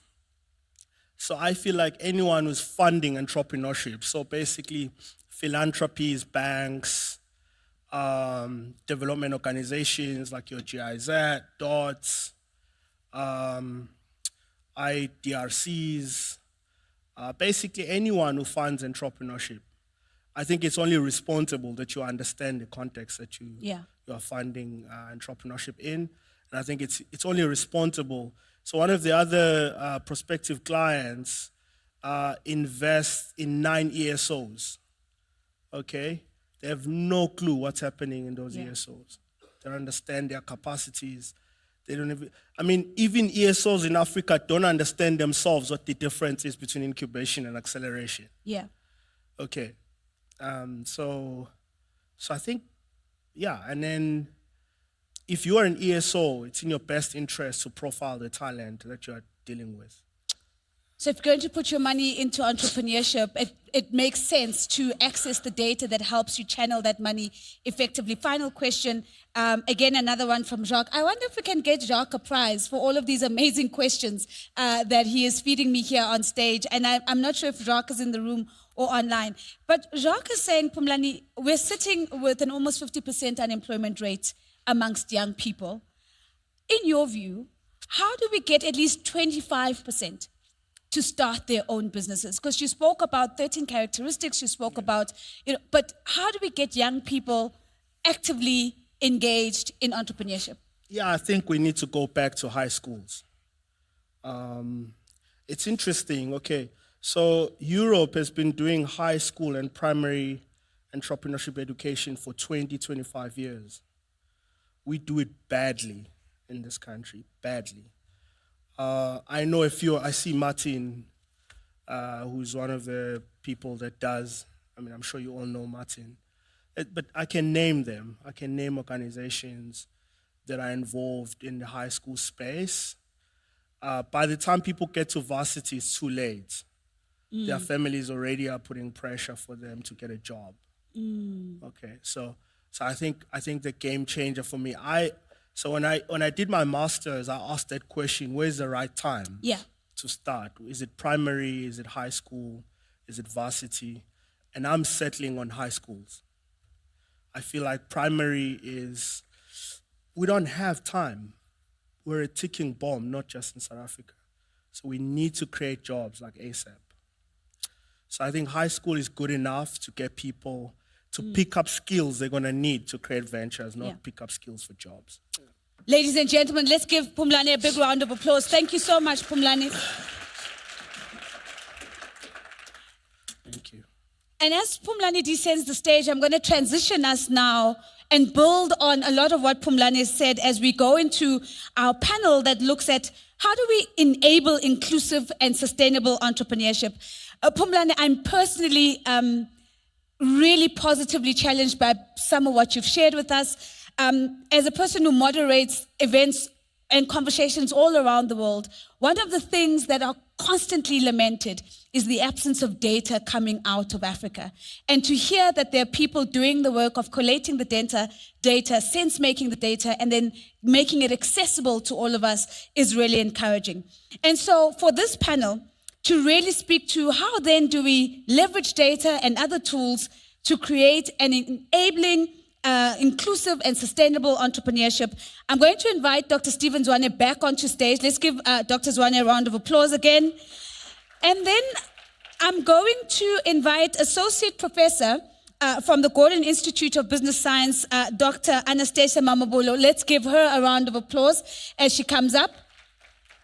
She's coming into this conversation with her deep expertise in entrepreneurship and research design. She was also the recipient of the South African Women in Science Award. So we're really pleased to have her joining us today. Sitting in the front row, I believe, is Ian Merrington. Ian, welcome. Let's give Ian a big round of applause. Ian is the Group CEO of UVU Africa, which is Africa's oldest technology incubator. So we're keen to hear, Ian, about the difference between incubation and acceleration that Phumlani says we need to do a better job of understanding. But of course, Ian's passion, ladies and gentlemen, lies in how inclusive innovation might contribute to solving modern social challenges. Also joining us in this conversation and really wrapping up the panel is Fiona Mankwane Palane. Let's give Fiona a round of applause. Thank you. There she is coming up from the front. She's the founder of Falmosh Farms. She's an entrepreneur. And I think, again, it's really exciting to have people whose lived experience is what we're talking about. And so we're going to hear a little bit about her business, but also a little bit about what she's needed as an entrepreneur to get to where she is. So, as we take our seats, let me bring your attention to the poll that we've posted for this conversation. It's on the platform. And we're going to revisit the outcome of the poll towards the end of the conversation. And the question is this: what is the single most important thing companies can do to support young entrepreneurs? Is it to provide funding? Is it to offer mentorship? To provide training programs? To foster networking opportunities? To lobby for supportive policies and reforms? To invest in infrastructure and resources? To support research and development? To promote access to market opportunities? To invest in education programs? Or is it to procure from youth-owned businesses? So we're going to revisit what that poll is, but I do encourage you to please access it on the platform. Again, I've got a few questions that I've prepared for the panelists, but essentially I'd really like your questions to drive the conversation. So Jacques, wherever you are, and others, please, in the tab that says ask a question, send me your questions. Let's get your voice in the conversation, and let's not keep it to just my questions for this conversation. So maybe, Stephen, let me just go back to you, because we've heard your voice, and let's bring your voice back in. Can you just briefly describe what is APSA's theory of change? That's the first part of it. And then the second one is, talk to me about how do you measure success? What are the metrics that you've put on the scoreboard that give you a sense of whether we're making progress or not? Nozipo, thank you very much. And sincere thanks to Dr. Phumlani on that amazing storyboard that he put out. I think we're deliberate in inviting Dr. Phumlani here to help set the scene of the complexity of what it means to use entrepreneurship as a social construct. So we are saying, as ABSA, we would like to invest in entrepreneurship education in high school as a catalyst to addressing youth unemployment. So the way we want to address youth unemployment is to release out of high school young people that know that entrepreneurship is an option. I think we are a generation that was told, go to school, you'll get a job. Yeah. And we didn't create enough corporations to accommodate a number of these young people that we promised that when they go to school, they will get jobs. So we were saying, maybe the methodology of jobs that we cannot quantify is the wrong one. And we just want to be part of a new social change, new social construct of saying maybe entrepreneurship education is a catalyst for four things. Somebody who's got an entrepreneurial mindset is a problem solver. Yeah. Meaning that they can take about any opportunity that is available to them. They can create opportunities for themselves. We also found that entrepreneurship education enables an individual to pursue education up to the highest level. And so it shouldn't be an equation that says you get entrepreneurship education to become an entrepreneur, but you just become a problem solver. You find mechanisms and ways to make a living, to survive, and to create products and solutions. So our theory of change is entrepreneurship in higher education, in high school, is going to be the transformation that we need for the next phase of our journey. And we are spending our money investing in that particular paradigm at the moment. Thank you very much. And again, it's already challenging a lot of the narrative. As you say, many of us grew up in a generation where the primary focus was getting a job. And listening to Pumlani saying, if you focus at tertiary, it's too late because the pressure from the family and the community is, when are you getting that job? So how do we decouple and deconstruct that narrative to say we need to be looking at a much earlier age, and what does that look like and what impact does that have? So I'll come back to you with more questions, Stephen. Let me go to Anastasia with the following question. When this panel was put together, one of the beautiful uses of language was intergenerational inclusion. And I love these big, chunky terms. What does it mean to you? So when you see intergenerational inclusion, what does it mean to you? And maybe you can comment on how do we move people beyond just getting a job for life to creating legacy businesses that have generational capability? What are your thoughts on that? All right. Good afternoon, everybody. Thank you so much for this wonderful opportunity to come and talk about entrepreneurship, which really matters in today's world. As a scholar, obviously, I had to search what intergenerational inclusion simply means. And I'm not going to be scholastic and explain it in a difficult manner, but it's basically the involvement of all people of all ages in the entrepreneurial activities. So in this case, we look at the older people and the younger people. And of course, you can look at intergenerational inclusion from different perspectives. Firstly, it's just all of us in the room, according to the different age groups that we're in, participating in entrepreneurship. And the other aspect of it, which is really close to my heart, is when you take it in the context of family businesses. Right. Now you are looking at how the different generations within one family are actually passing on the entrepreneurial activities. And something that is really a little bit behind in our context, where a lot of family businesses are struggling because there isn't proper succession planning. And it all goes back to intergenerational inclusion. And when we talk about the intergenerational inclusion, we shouldn't forget the diversity within this different cohort and the kind of interventions that they need. I actually like how we started off the presentation, that not all people should be approached differently. So as we are advocating that everyone should be part and parcel of this entrepreneurship journey, so then we need to understand the kind of interventions that they need, the diversity that they actually bring to the table that will help to advance entrepreneurship. And the other thing that we can also include in the conversation is the intra-generational activities. Right. That as much as we are focusing on passing on this entrepreneurial activities to other generations, but what is it that is happening currently?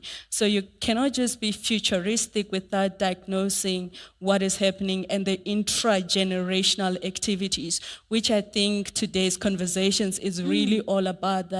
What is it that we are doing today? And what we are doing today is to try and understand what is it that entrepreneurs need. Coming back to your second question, in terms of helping individuals to transition from just doing everyday basic entrepreneurship to maybe thinking about high growth ventures. Yes. So we also need to understand the motives of entrepreneurs, right? So there are individuals whose main mission or motive is to just run that business, and we need to acknowledge it as a serious business. So when they start, others would argue that they started out of necessity because they didn't get a job. But once they get a job, they actually outgrow the necessity. They become the actual business, and their intention is not to grow, and their intention is just to be that kind of a business. And we do have individuals who, when they are in the entrepreneurial activity, now they think about growing, and that is where we need to apply the diagnostics tools that we just spoke about. And I like this focus because coming on to entrepreneurship with a blanket approach, it doesn't really work. So you need to understand what are the ambitions of this person who moved from, some in cases are operating from informality perspective, and now you are bringing them into the formal sector, which is absolutely different from how they've been running their businesses. The first thing is, all of a sudden, the networks that they used to have in their informal way of doing business are no longer accessible. And you are introducing them to a platform where the networks, again, are so exclusive that they can't penetrate. So that, again, is another issue that you need to prepare this person who is about to grow. And you think about the system level challenges. When I was operating my small business, I didn't have to worry about tax. I didn't have to worry about having my idea, justified and registered. If it's a product, it needs to go for lab testing and approved.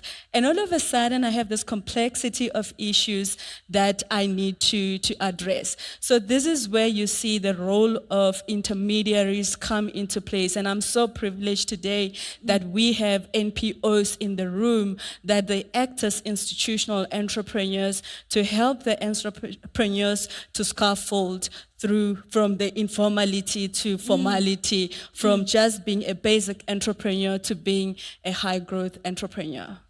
And what I'm hearing you say, Anastasia, which I think is so powerful, is that as you talk about the motives of the entrepreneurship, of the entrepreneur rather, it is also about making sure that for those who want a pathway to formality, that pathway does exist. And for those who are just building survivalist businesses, that the conditions remain conducive for them to thrive in that. And I think it's both and not exclusively one or the other. But let me test some of that with you, Ian, because we know that there are a range of different models to support entrepreneurship. And I think we could scan this room and get different theories of change in terms of what it is that we need to do.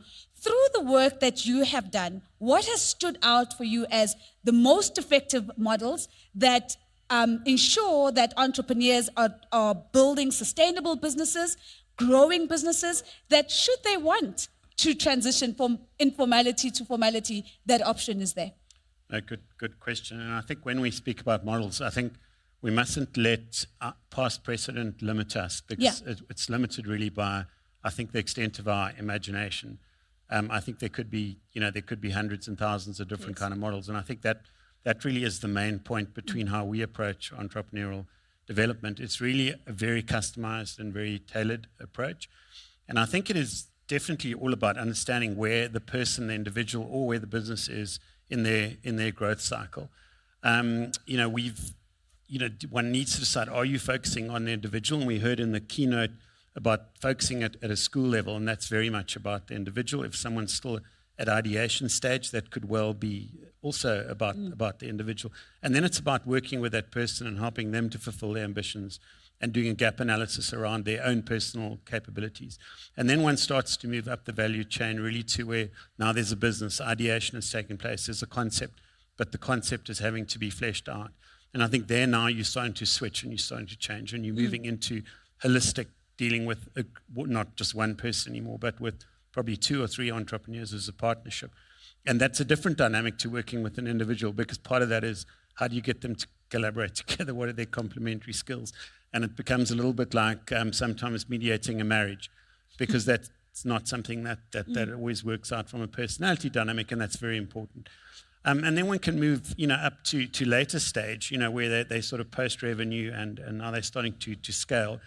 And where we've found the most success in that is to work in thematic areas, so that you actually have a competency in the actual area that they are working in, be it education, technology, edtech, be it biotechnology, be it fintech.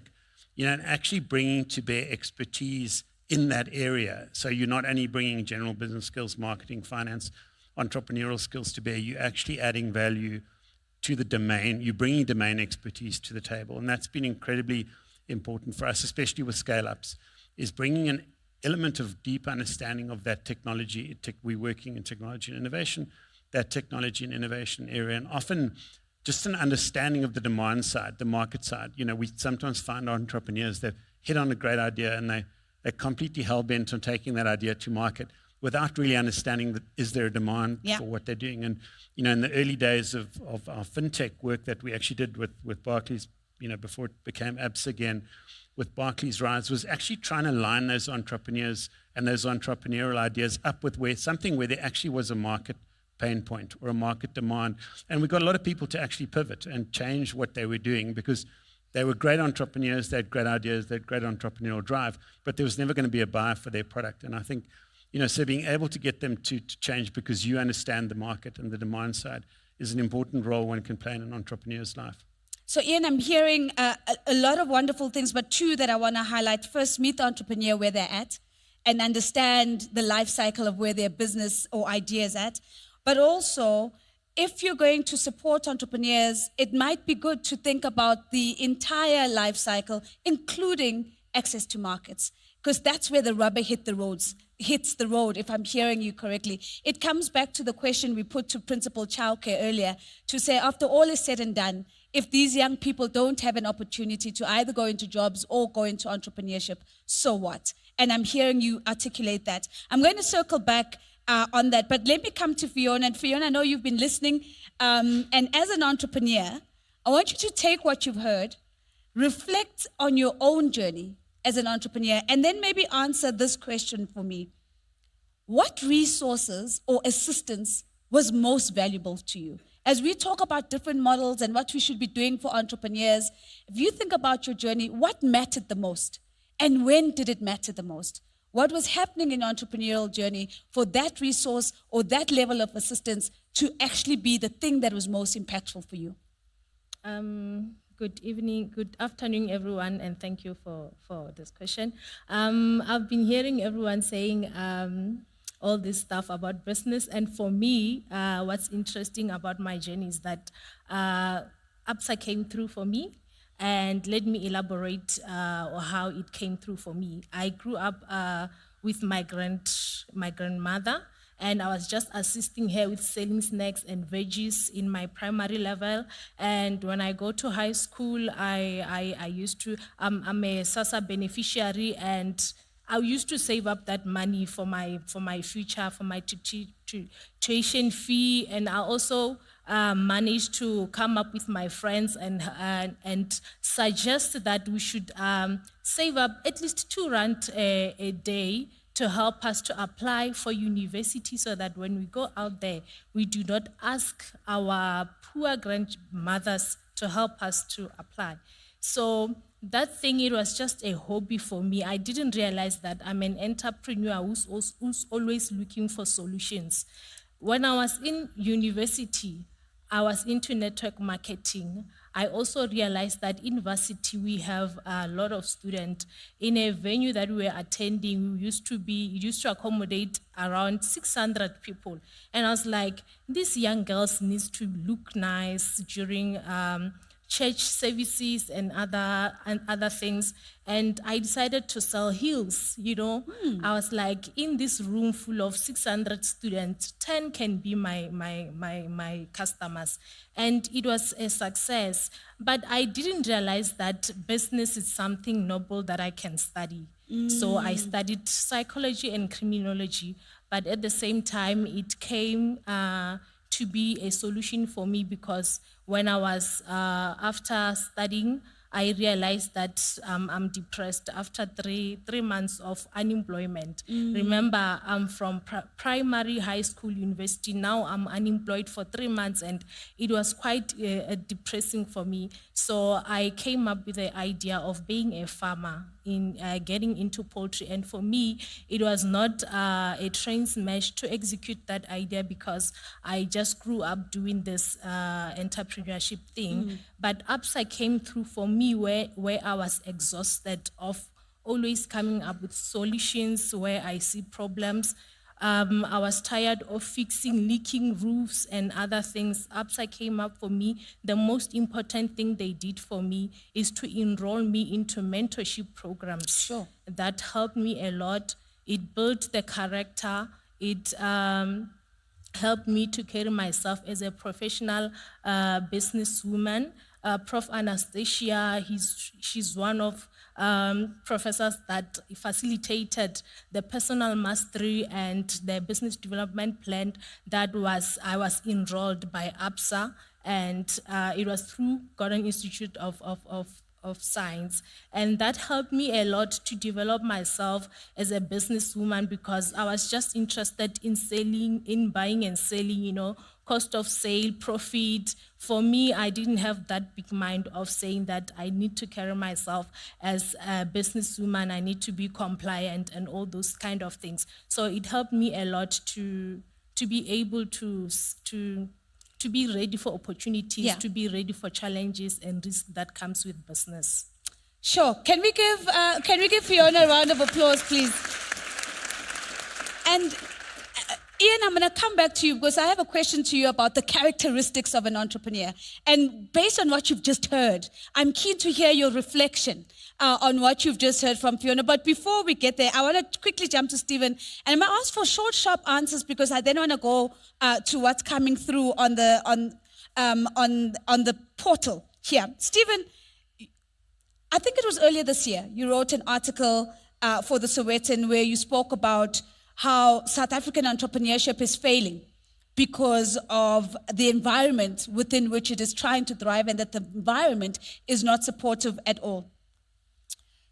What, in your view, needs to be done to revive entrepreneurship in the country? And I would imagine that as you were talking about the environment, you are particularly also looking at the policy environment. Talk to us a little bit about what are your suggestions on the back of that observation?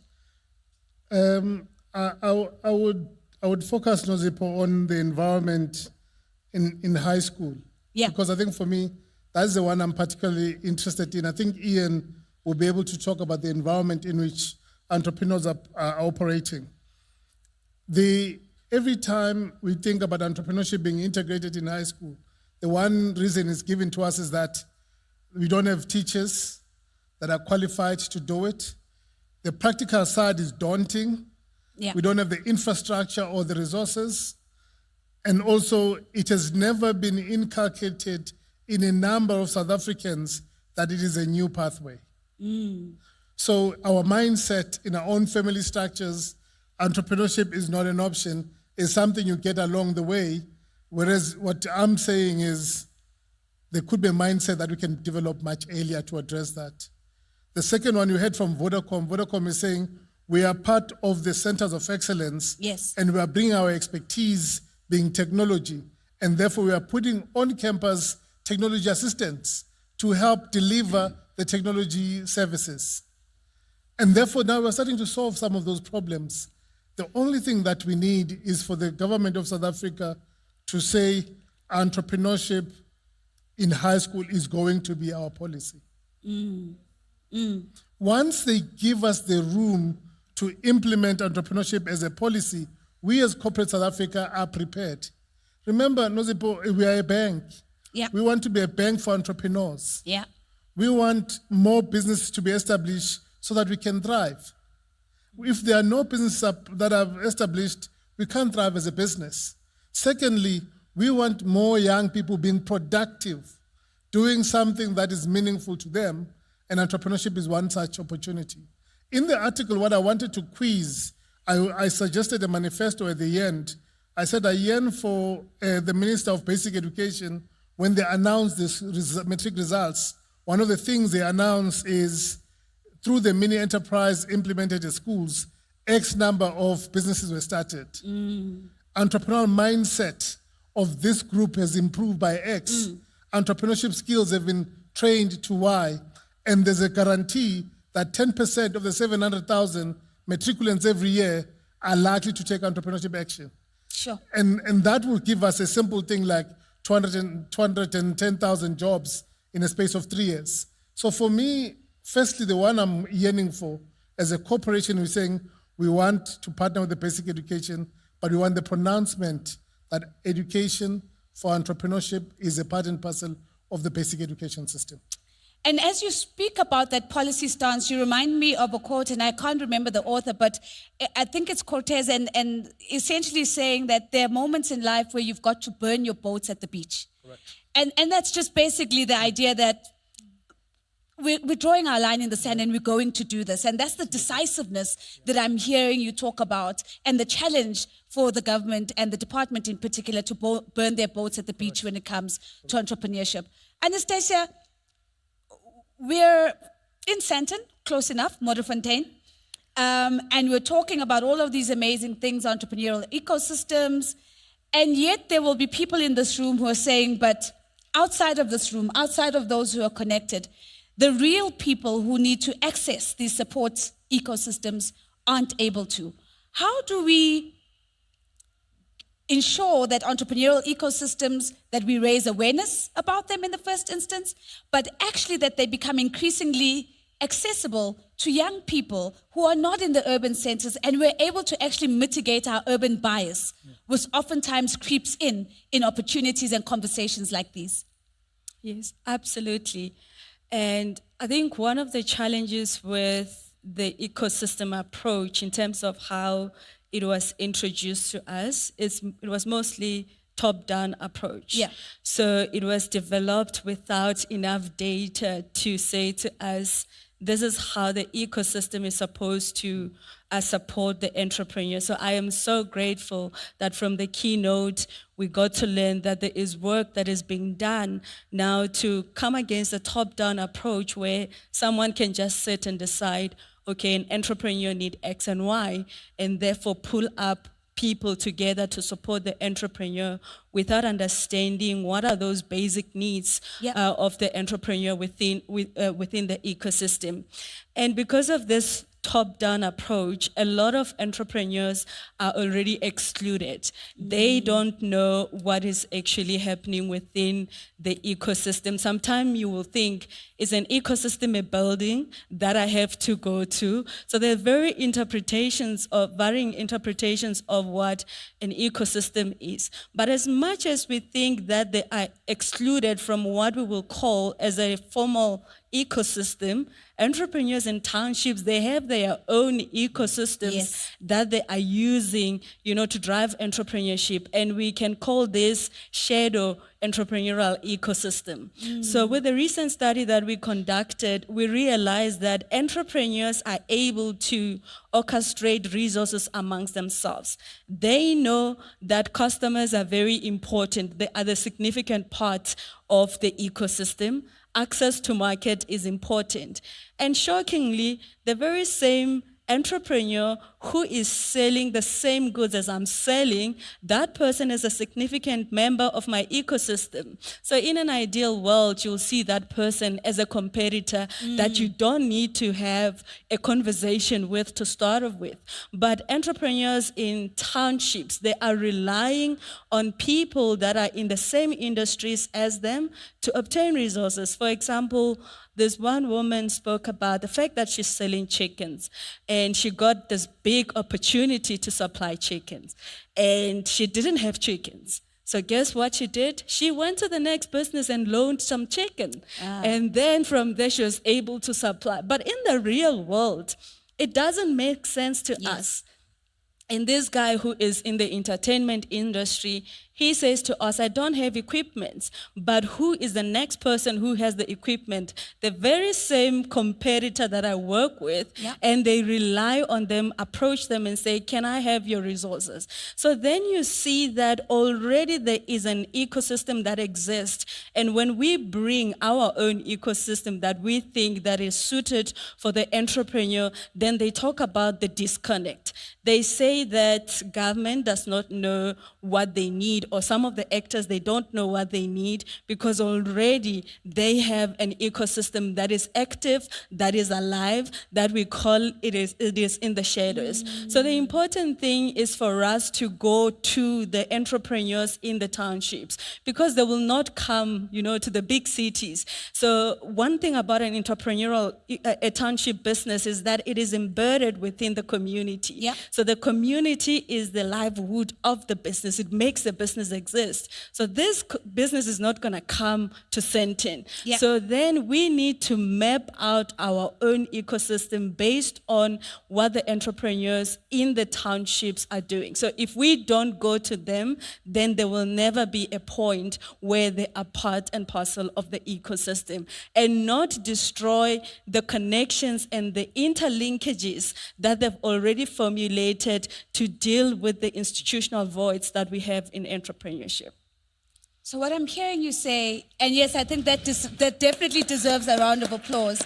What I'm hearing you say is you see what you're looking for. And so if you go into the township expecting to see nothing, no activity, the absence of entrepreneurial activity, that's the mindset that you've engaged with, and therefore that's what you'll see.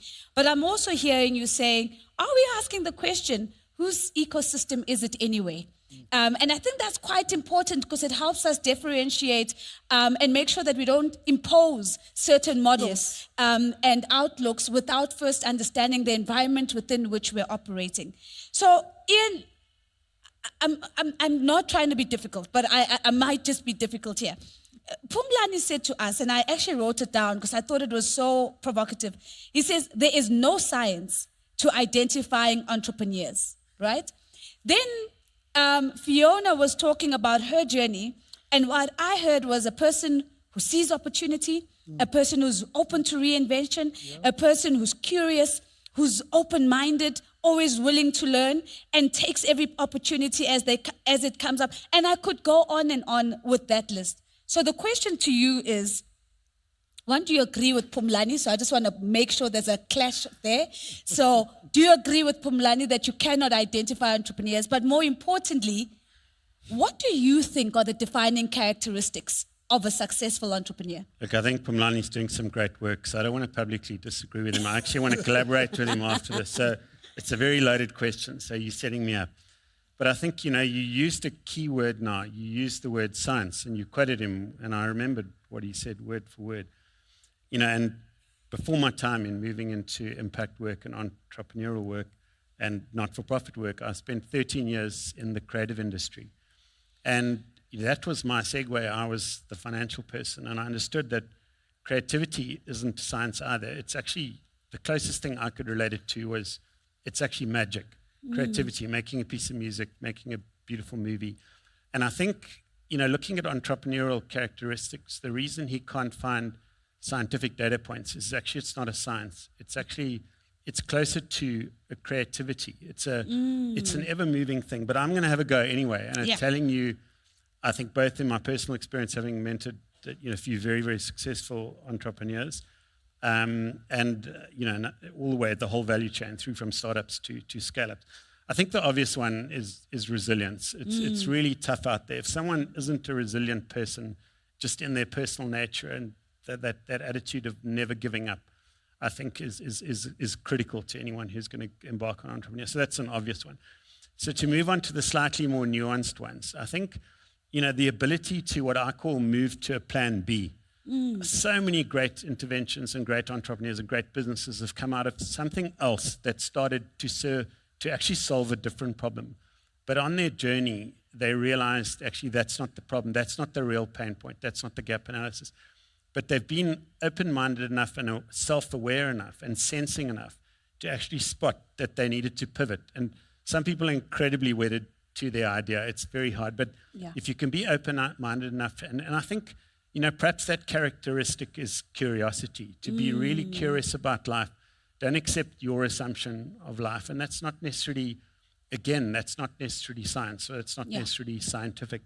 I think to me, that is the ability to stay sensing and listening and sensing your environment and to be informed and to take advice and actually to heed advice and to be able to act on advice. A lot of people ask for advice, but they're not very good at actually executing on advice. And I've seen some incredibly smart, incredibly bright people pivot because they were able to listen. And I think to me that's critical. And I think obviously a hot topic of today is the ability to embrace technology and change, because if we're looking at the role that generative AI is playing in our lives, I mean, we're at an inflection point of a wave of technology that's as big as, the desktop computer. From the area of being analog to moving into digital, generative AI is going to have the same impact on us. And the ability to embrace technology, no matter what area of entrepreneurship you're operating in, is critical. And I think those that can embrace technology and change and embrace innovation in their business model, I think are going to give themselves an enormous competitive advantage. And I think, you know, a lot of times embracing technology is not actually about the technology itself or the bits and bytes. The technology is just about fear. You know, and to someone who can actually take that and say, I'm going to use this to my advantage, I think is really, really, really going to be critical. You know, and I think understanding the market that they're operating in, some domain expertise is important. You'll be surprised how lazy some entrepreneurs can be. They're focused on what they're doing and they're not really delivering. And we spoke about data insights, and I think that's where the work that's being done at Stellenbosch University with the ecosystem is critical. And so I think those are just, you know, I would say, let's not try and be too scientific. It's not really about a science. It's actually about creativity of entrepreneurship. And maybe that's a trait we're looking for, people's creativity. Sure, that's really powerful. And I hope that, Fiona, as Ian was speaking, that you were seeing yourself in that storyline. You were seeing your resilience. You were seeing your ability to pivot to plan B. You were seeing your curiosity. You were seeing your ability to take advice and feedback.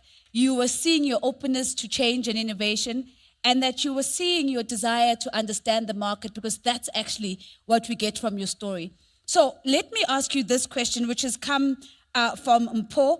Mpho says, thank you for a very inspiring story, Fiona. What key learnings can you share with entrepreneurs who were with you when you started, but didn't have ABSA coming to their rescue?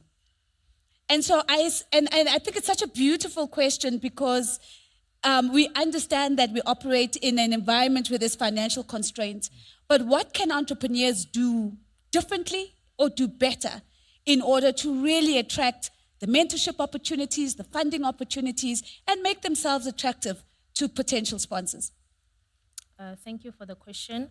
I think first thing they should do is to be out there, talk about their business, their ideas, without shame, without feeling, have that mentality of a victim to say that they don't come for us, they don't do this and this for us. Go out there, tell your story. There are a lot of people who are looking and they just want to approach you and hear what you have to say. Sometimes it's not a monetary assistant, but they just want to hear what you have to say about your business. Build yourself to a certain point where people believe in yourself and want to assist you. So one thing they should do is to develop their sums to a level whereby they're compliant. Yeah. I know it's not easy, especially from the rural areas where I come from. It's not easy to be compliant, but knock at the doors where you can find opportunities to be compliant. Register your business. Don't just walk around with an idea that is not recognized. Register your business on CIPC. You know, when there's a training somewhere, go and attend. It might not have a monetary value, but it has a knowledge that can help you and help you to carry yourself, to be able to grab opportunities as they come. So one thing that I did was to be out there. Ian also mentioned something about embracing technology. Now we have TikTok, we have Facebook and other social medias that you can be out there, tell your story, advertise, market yourself, so that someone can come and say, I heard your story, I want to help here and here. Yeah. Even if people don't approach you to say, I want to help here and here, go to programs that help young people, women, and people in rural areas. Don't just sit with your idea and think you can get an assistant. ABSA didn't just come to me. They saw me somewhere sharing my story, and they were able to help me. So I think it's important to just go out there, tell your story, talk about your idea, believe in yourself.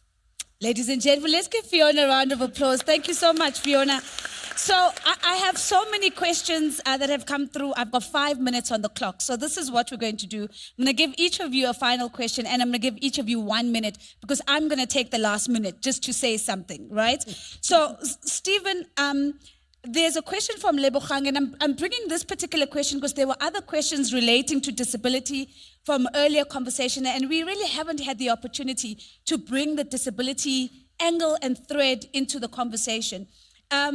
And Lebogang is saying, Dr. Zane, how is inclusion factored in from APSA's perspective, especially as you look at the work that you're doing on entrepreneurship? Are we thinking about entrepreneurs that might be differently abled, and how do we support them to be able to be masters of their own destiny? I think it's at the core of what we do.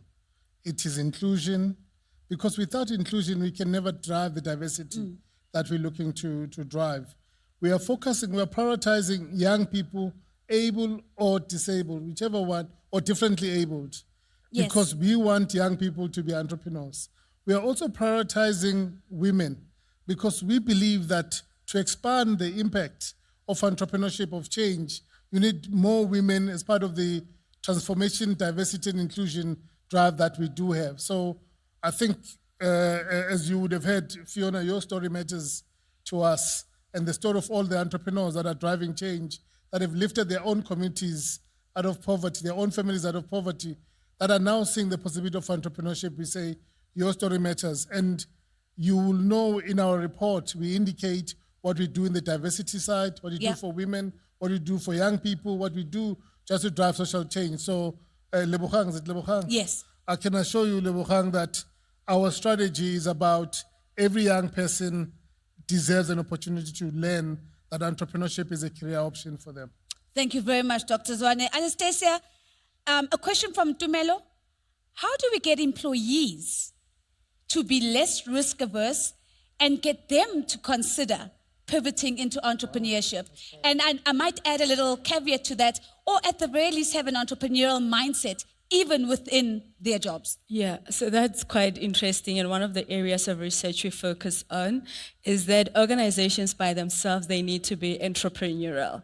So this means that as a leader, so you need to be an entrepreneurial leader within your organization to create a conducive environment for entrepreneurship to thrive.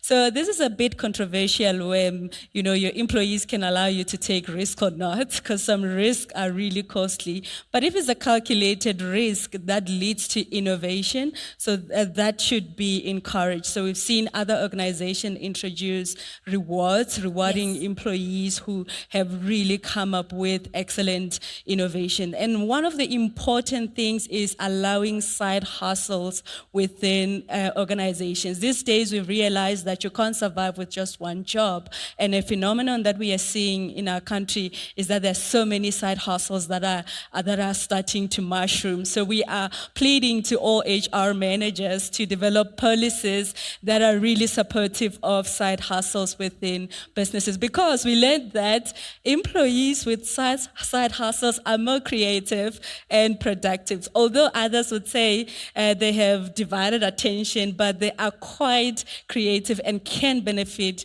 your company. Anastasia, I think I heard a nervous giggle. I wasn't sure if it was a supportive giggle. It sounded very nervous coming maybe from people in the HR space, but it's a refreshing thought that you're giving to us, that the benefit of being engaged in some sort of hustle actually might have benefits for the work that you do. Ian, a quick comment from you. Ali is asking, what about cooperatives? Any thoughts around how do we support cooperatives to become successful businesses that turn a profit? What are your thoughts on that? Cooperatives? Yes. That's an interesting question. I think, look, again, it's about, and I think it's coming to your question of almost how does an employee become entrepreneurial? You've got to be a little bit careful not to get caught up in the formal structure. And I think a lot of those can be overly structured.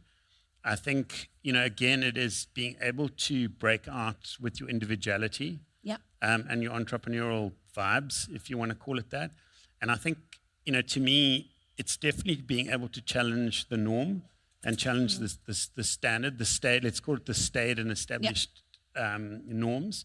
And I think so, to me, it would really be about the individuals within the organization having to be bold. I think I wouldn't, come up with some template solution just for cooperatives per se. I think you'd really have to understand the dynamics. But to me, I would, if I was someone in that situation, is try and work out what are the constraints? What are the constraints to great ideas coming? Do they encourage failure, as you've just said? That one reason why corporates often don't have very creative employees is they're also scared to fail. And then it becomes about reward. How can you change that culture? And to me, it would really come down to cultural change. Yeah, I think it's a pretty full response. You look like you want to add to that, Stephen. Good. All right, Ali. I hope that you received that response very well. Now, as we close, I'm going to ask for the poll to be put up, and I'm going to give Fiona the opportunity to tell us what she thinks about the poll as the entrepreneur on the stage with us. And let's just remind ourselves what the question was that we put up for this particular poll.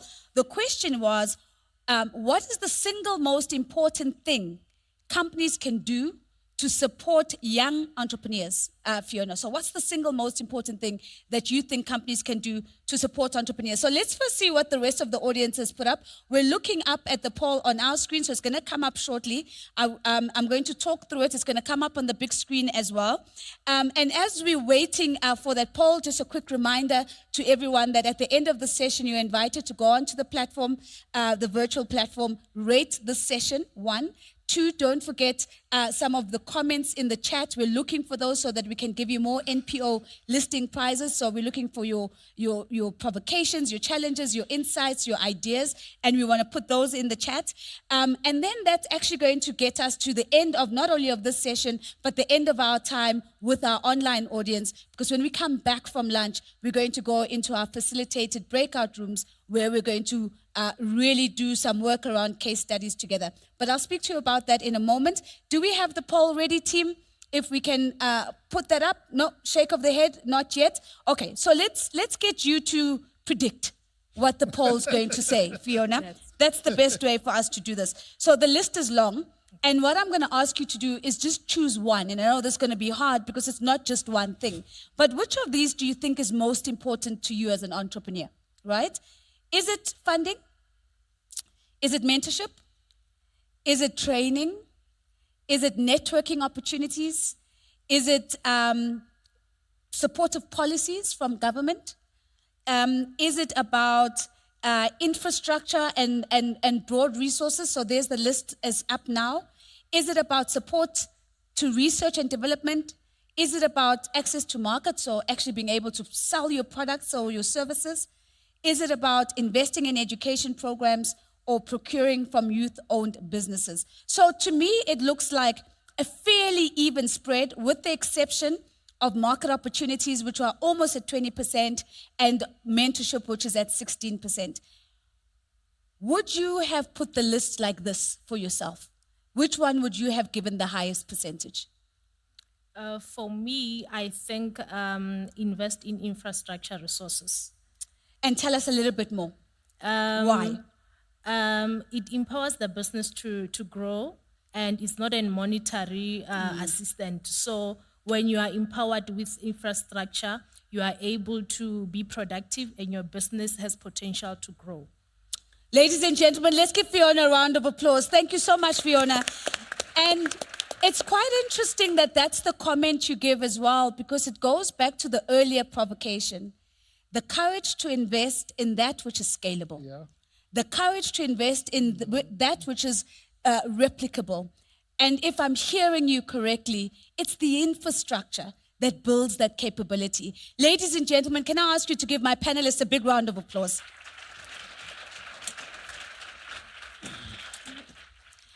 As they descend off stage, I'm checking my WhatsApp only to see if we have a winner, and I think we do.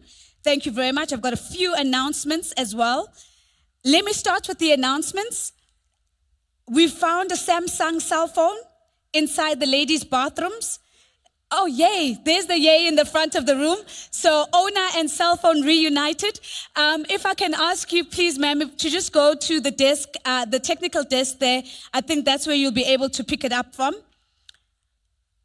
And then receiving the prize for the NPO listing I have been told by Little Bird that Jacques is in the room. Jacques, where are you?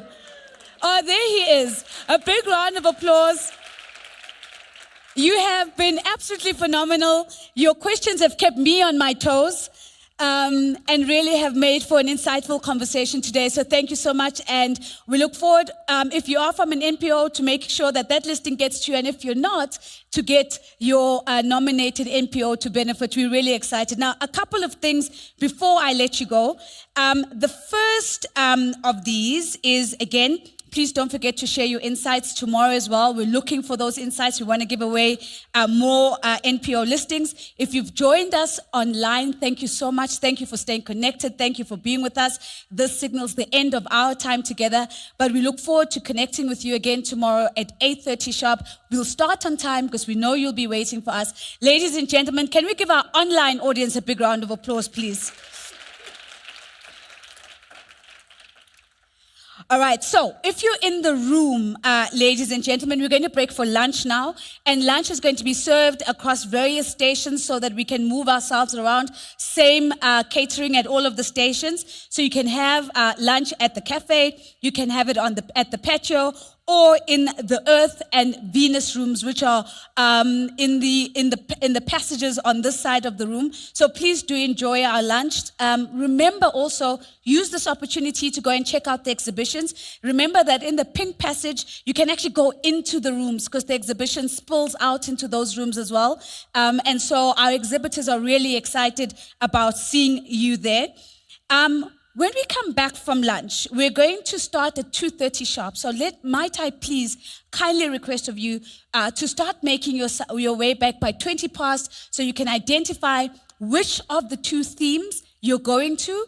I find your group and get settled. Remember that today we focused on learning journeys and how we support young learners to transition from ABC to CEO. So you can join that thematic group, or alternatively, you can join the group that was focused on this conversation that we've just had, which is all about driving intergenerational inclusion with entrepreneurship. And that session is going to be facilitated by Development at Work. So they're really excited to bring some of those case studies. Now, where are the sessions? So let me quickly speak to that. The session on the learning journeys, which is where we started with the Vodacom Foundation, is going to be happening towards the back of the room. So when you come back in, if you want to go to learning journeys, it's going to be at the back of the room. If you want to go to the entrepreneurship breakaway sessions, it's going to be more towards the front of the room, and you'll see the group gathering, and then you'll be invited to take a seat and sort it from there. That's going to start at 2:30 sharp. And then it's going to run all the way up until 4 p.m. At 4 p.m., we're going to have our cocktail event, which is sponsored by Sanlam. So please stick around for that cocktail. We're really looking forward to connecting with you, to engaging with you, and to sharing some insights together. And that, ladies and gentlemen, concludes my job for today. I will see you bright and early tomorrow at 8:30. Thank you so much.